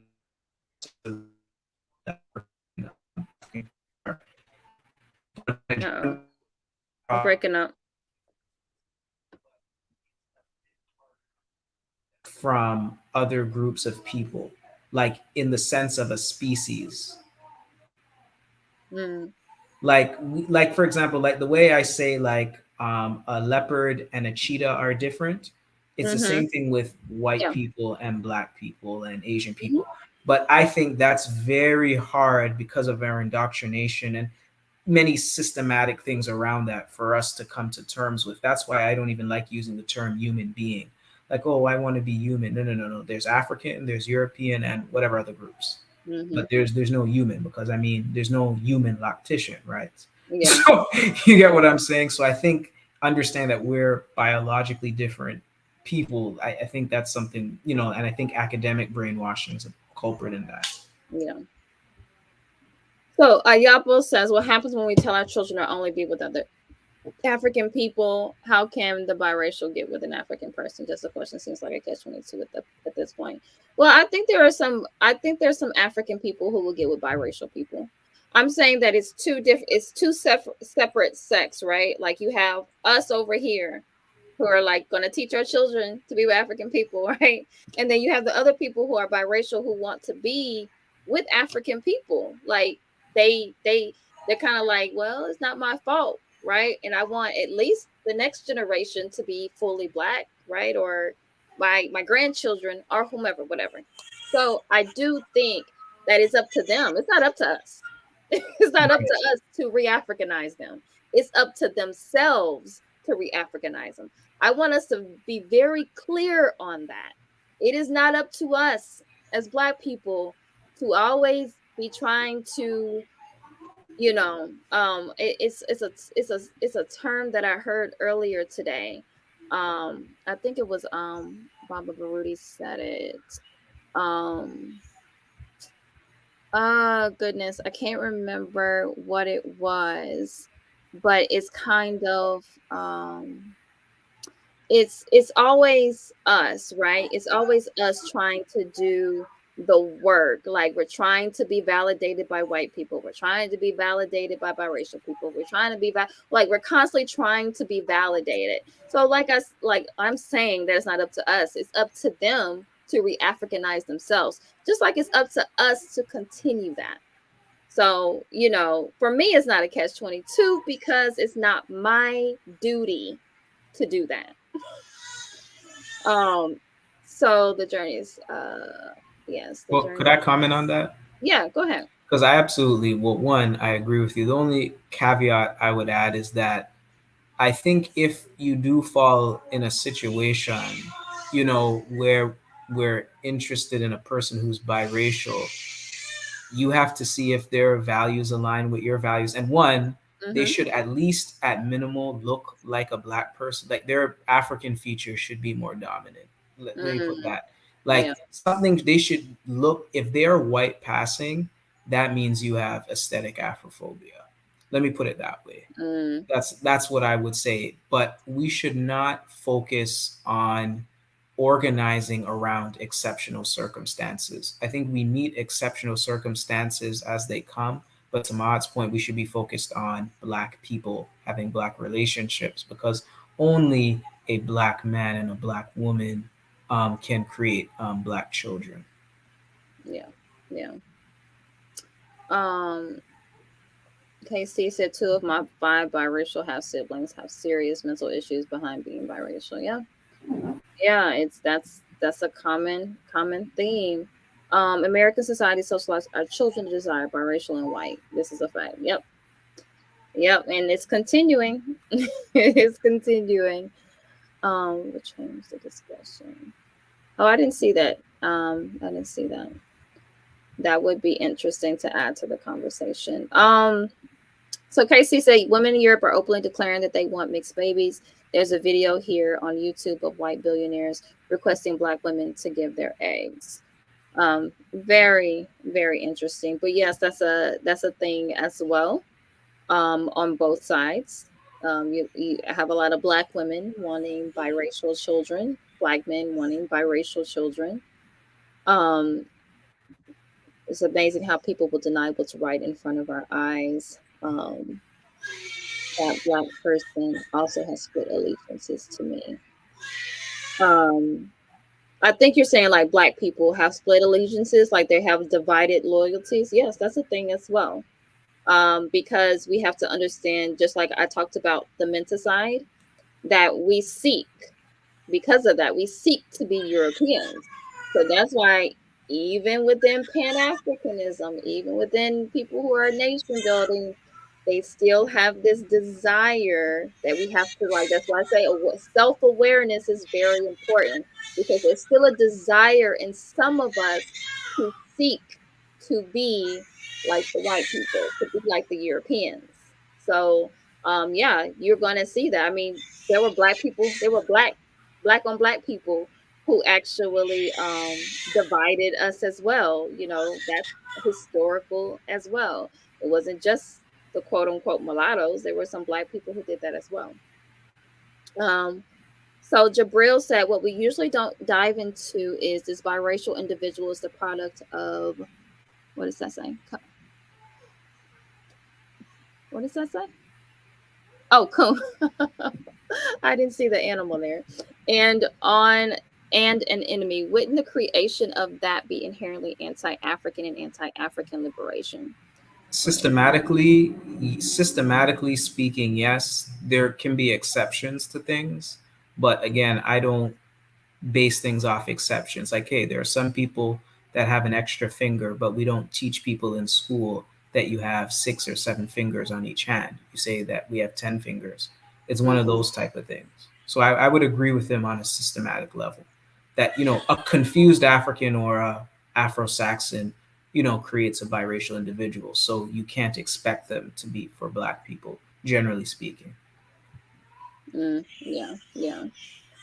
Genetic annihilation, you're bombing your ancestral spaces. And, something that Dr. Marimba Ani was talking about, and she was talking about Dr. The ISIS papers. So, and she said that we have to. Europeans are already are okay with killed or be killed, but we are not okay with that. We're not okay with the kill or be killed, right?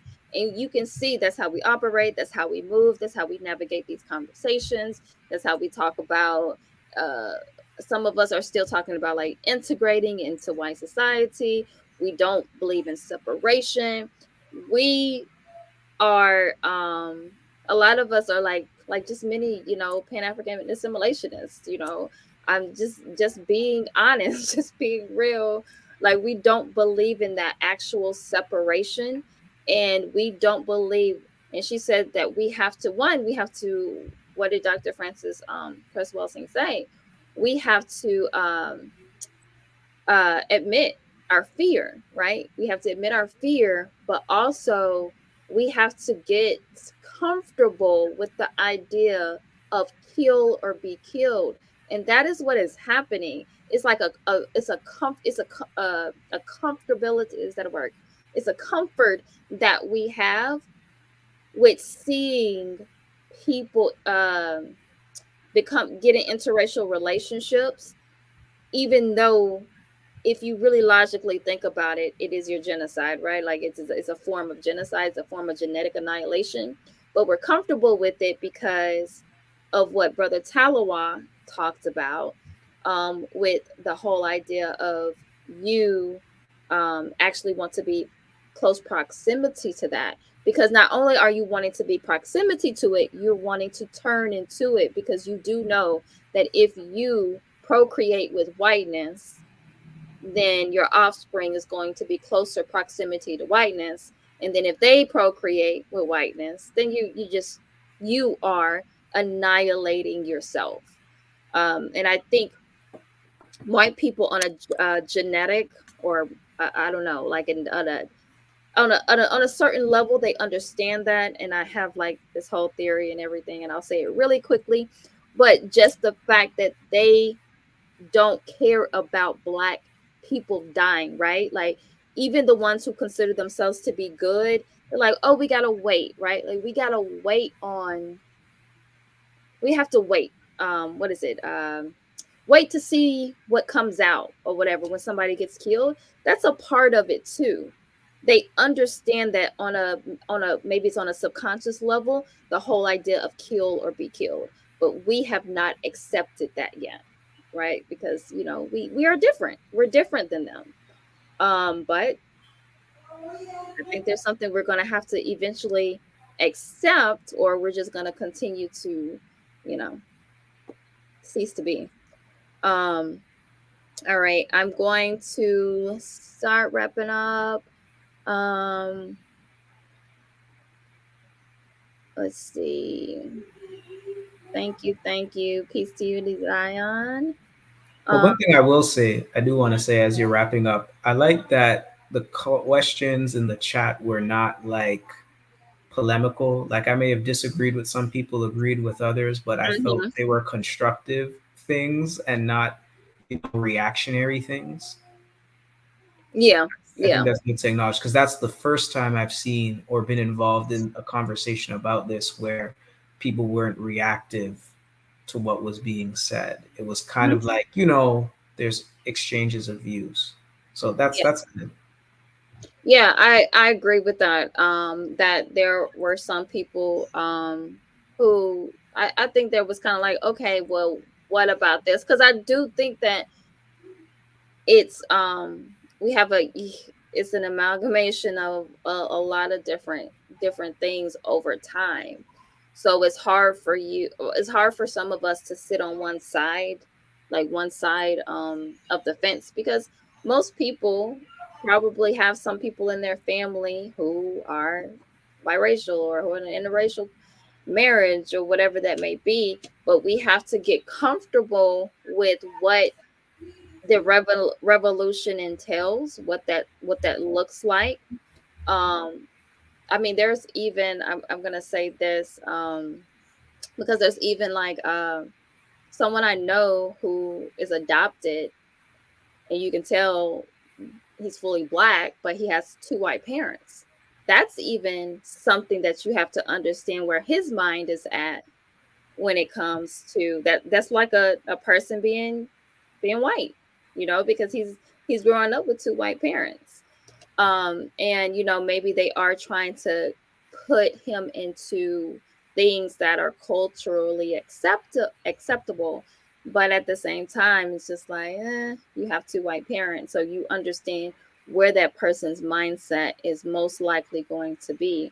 So there's a lot of different avenues that we have to go down, and we as people who are I think it's more, we have to do more due diligence on our mindset and be very intentional with how we think and have certain conversations around us re-Africanizing ourselves and how much of a daily work that is. And stop painting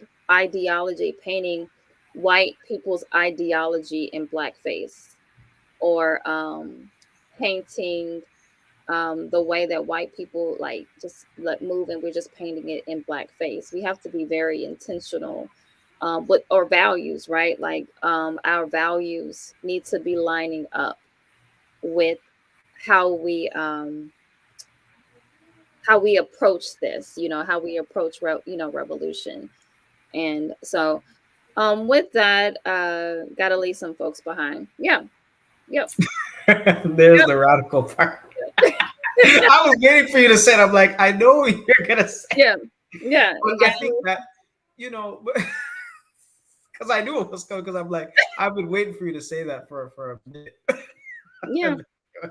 But I think that is a hard thing. But I always want to emphasize, I think for me, the reason why it comes to this question, I think it's easy for me, is because even though, I have, people who I've called friend who are biracial, who I've organized with, who are, mixed race with a Black parent specifically. But I grew up in a social context where mixed and Black are separate categories. So coming and having to live in the United States and seeing the problem with the one drop rule, I see how confusing it is. But if I had grown up in the United States, I probably would have looked at this conversation totally different. Mm-hmm. So that's why I always make sure I give the context for why I say those things. Like, for example, I have, a cousin, I don't have nothing against him, nothing antagonistic, but I just know he's mixed. I'm just trying to imagine what it's like thinking that mixed and Black are the same. I just can't wrap my head around it because I never grew up in it, to be honest. Yeah. I think that's part of it. And that's true. That's why even approaching the conversation where a lot of people assume that there's like, you have white in your bloodline, it's crazy to me, because as far back as I can go, it's only Black folks. Like as far as I can go, which is like my great great, you know, like what I've seen with my own eyes. And so I think there's like this we want that to be true. We want it to be true that we have European, or you know, that there's white in our blood, you know, and then we also have the people who just don't want to be African at all, right? Right. So I think it's one of those things that yes, we have to leave some folks behind because that's the only way. I mean, what Dr. Murani said, she said, separate at this point, separation is the only way.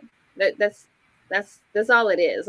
I sometimes it's difficult because I see so much what is the word I'm looking for? Distraction. We are so distracted by every single thing that goes on. And we just we keep losing our sight on what is actually important. And so sometimes you have to separate yourself from these things to understand where you need to be. And the people who are continuing to want to engage and want to assimilate or want to become, you know, I say this all the time, you got to kill the little white man inside of you, because that is very important for us, because revolution is not easy. I understand from a perspective, like me and my husband, we understand that there are some things we know that we might not see in our lifetime, but how important is it that your children see that, or your grandchildren see that? How important is that to you? And I think because we have adopted this individual Eurocentric mindset, we are not thinking about our children. We're not thinking about our grandchildren. We're not thinking about our great grandchildren. We're only thinking about being comfortable in this time, in this moment, in this space.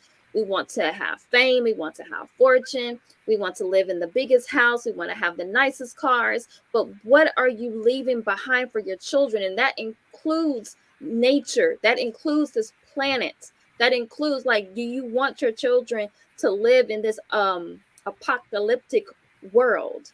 You know, so I think it's very important that us who understand, who are doing a daily work, that we actually do the intentional daily work. And if we can't wake up, we're not going to be able to wake up everybody, but we have to be doing the intentional work with ourselves and with our family and with the people around us who we can help understand what's going on. So I say No, I that. totally agree.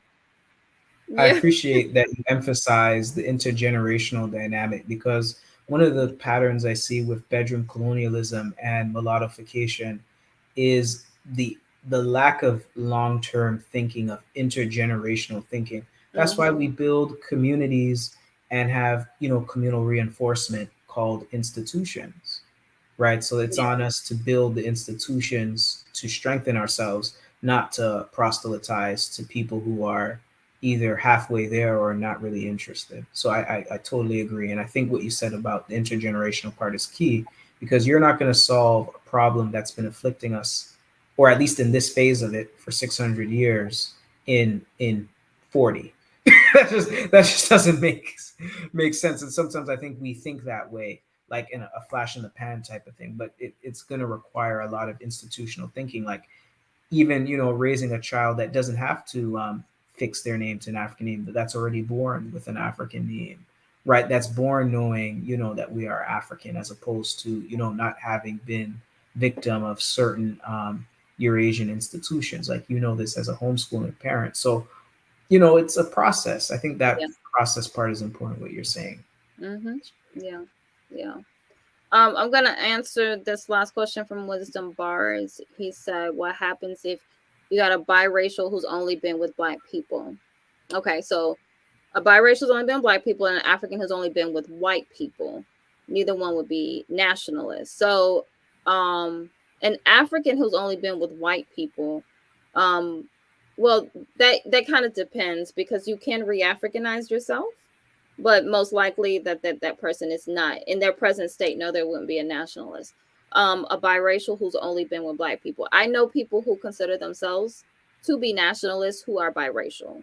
and they are re-Africanizing themselves, meaning that they are mating with people who consider themselves to also be nationalists. But from a standpoint of people who are like African, they do not consider biracial people to be. But to me, it's two different camps, right? Like you have yourself, like what you consider yourself to be. I can't tell you, like I can't tell people who they are. They can only tell themselves who they are. But I can tell you who I will work with and who I won't work with. And I'm not saying I wouldn't work with someone who is biracial, but I consider them that. I consider them biracial. A person who is African who's only been with white people, they to me they're kind of the same because I don't know if I can trust you. I know people who have been in around only white people. They are very hard to re-Africanize. Black people who have only been around white people are extremely hard to work with and talk to, re-Africanize, all of that good stuff.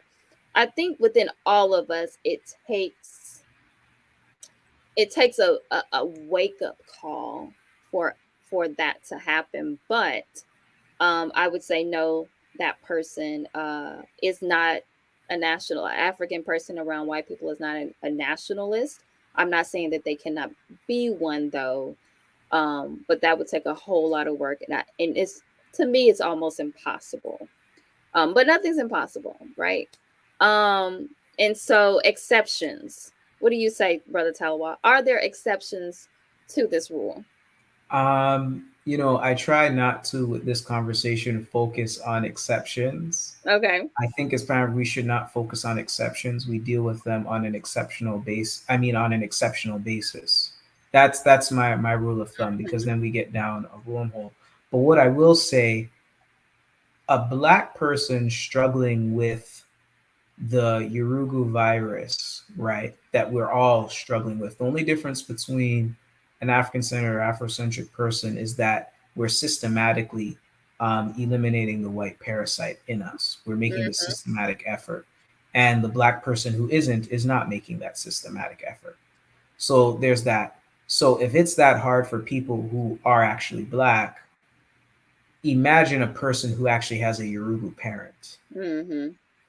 And you're expecting that. So we shouldn't really have much expectations, right? Like I don't have high expectations for someone to be a black nationalist. Now, to be antagonistic, because I think sometimes we conflate being friendly or kind with black people with being a black nationalist. This is why I think ideology becomes important.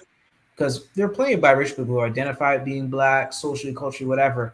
But when you get into nationalism, which negates or is incompatible with their non-black parent, that's when you realize it. Because if it's already hard with black people, imagine with somebody who has a non-black parent. Yeah. so it's two different things. A wolf dog is not the same as a wolf raised in captivity. They're two different things. Yeah. I definitely agree with that, and I say that all the time. It's hard enough us dealing with the people who are black who look like us, right? I always go back to what Muhammad Ali said about white people. It's like when in the sea, even in the sea of black people who you gotta fight through them, right? Because we're a small percentage. Like that's the thing. Like we're a minority of the minority.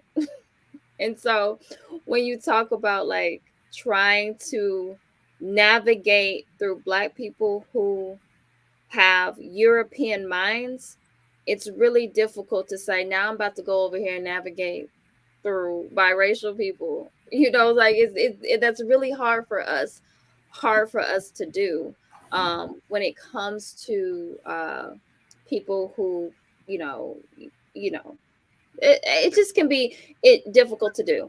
I am one, I do, because I've seen it. Like, so I'm saying this because I have seen people who are biracial who are working for the community.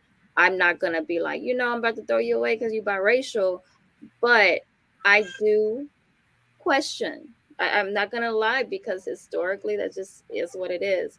I know that I have dealt even just within my own life with people, which is like, Black people, you have closer proximity to Black people, so they hurt you the most than anyone else.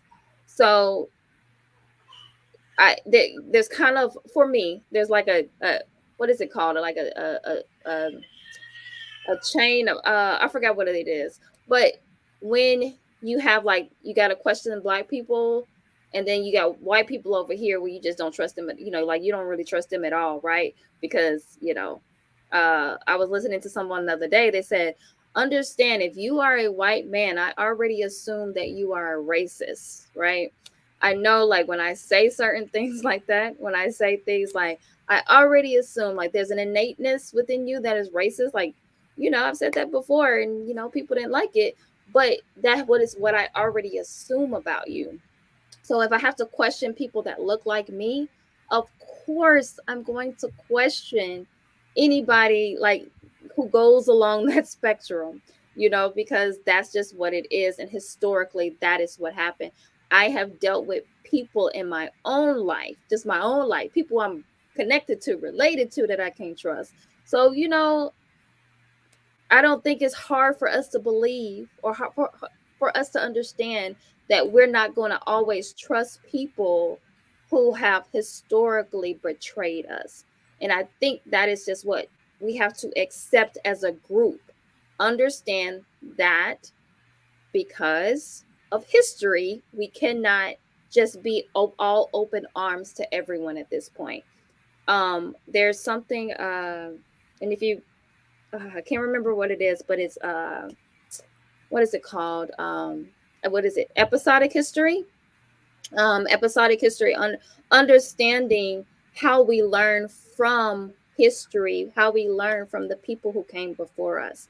And so that is a part of learning from the people who came before us. Like, we learn from it, and then we have to navigate our present reality and the future reality by doing so. So that's what I say to that. I do navigate this conversation more, lightly, because I do know that there are people in our community who have a hard time with this, have a hard time with this conversation. And remember, I did say this conversation would be triggering. But anyway, and Jabril said, and there are no exceptions, Dr. John Henry Clark. And I understand. And when the wake up call happens, don't hit the snooze button. Oh, goodness. Okay, so yes, there are biracials that are Pan-Africans, but they tend to be the exception. And there we go. That's the exception, because I don't know, like I said, I don't know very many either, right? Like, I can, on one hand, so if we say we're the minority of the minority, they're the minority of the minority of the minority of the minority, right? So that's the thing. I think that's why I say it would be interesting to hear from those that consider themselves to be Pan-Africans and also biracial. I think that would be interesting to hear and try to have that conversation, because I think for the most part, it is definitely something that is worth discussing. But I don't even know if it should happen on YouTube, I don't know.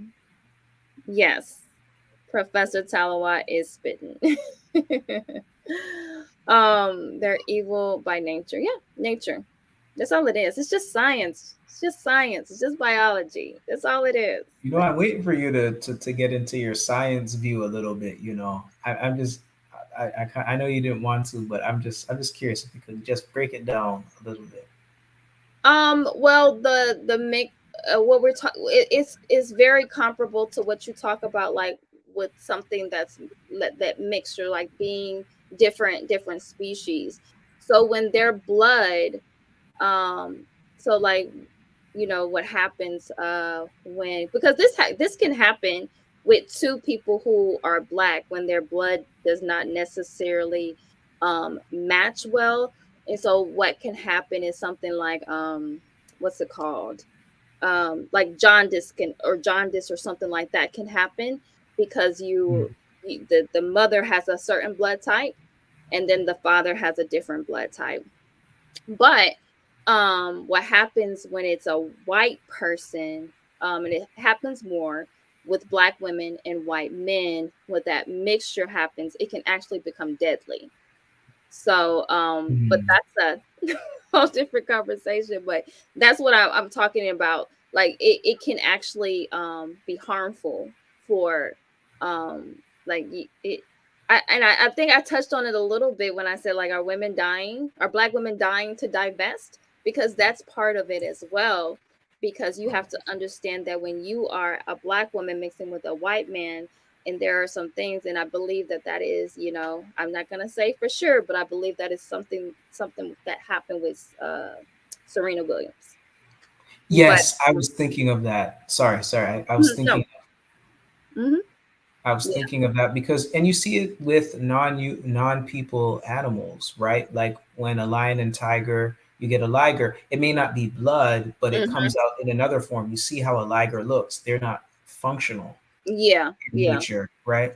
So we're not any different. I think that comes from a Eurocentric view where we think we can't learn anything. No, I can see the metaphor is very clear, the liger issue. So for me, yeah, but Serena Williams, I can't remember what the issue was with her. I think her husband, she knows the smell. There was something else too, but I've heard about that a couple of times. I know my wife's talked about it because she delves into that a bit herself. Yeah. So I've heard of it. Yeah. I think I'll have that conversation at some point, because I have to refresh myself on some of the things, because I used to like really know it really well, but I do have to refresh. But that's kind of the basis of it, and it has happened, and it is something that they are aware of. Like it's not something that they're not aware of. The medical system, they are very aware of what happens when that interracial mixture happens, and they are aware that it can be deadly. But yeah, if you're dying to divest, go ahead. Go ahead.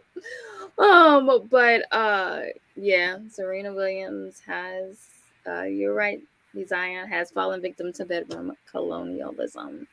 But yeah, so I think that is a good ending point. I appreciate you, Brother Talawa, for always coming through with the analysis and adding to the conversation. And I do appreciate you adding to the conversation, and even I think the inception of this conversation happened with the silliness that was coming from the Passport Bros and someone saying what they said. But and even just speaking on that, just to end, the whole idea that Black people, all they have to do is just be Black, right? And just you can go be with anybody, and you create this Black family and this Black community. And we have to understand the fallacy within that. So whatever you want to say, just to close and to end. But again, I appreciate you for being here once again. Well, before I close, I guess I'd say that, I appreciate always love being on, on your platform and always observing in the chat. And I really appreciate the people on the chat because, like I said, this is the only time I've ever seen this conversation not be antagonizing and, where we could really, think. But in terms of my closing thoughts, a lion and a lioness make a lion cub. A Black man and a Black woman make a Black child. It's just that simple. Yeah. And that is simple, to the point. And just like Brother Talawa said, I appreciate you all in the chat. Great conversation. Thank you for adding to the conversation like you always do. I appreciate you so much, family. Don't forget, comment if you're seeing this replay. You can comment after the live. I really Yes, let's make this go viral. Oh man, Jabril just Jabril, no man. Jabril just want trouble now. Now he want to have trouble. That's what Jabril wants. I don't believe it too. Yeah. Brother. Yeah, you wanna another debate. No man. We'll see on that. But yes, family, make sure you come back next week. It's gonna be later than usual. To accommodate the elder, but come on by, come through, show the elders some love, and that is it. I really appreciate all of you for coming through. If I didn't say hello to everyone, just know peace and love, and just make sure to just be Black and do some Black things. Like our brother said on my other video. But just with that, I do appreciate everyone for coming through, and until next time, peace, family. Shemotep.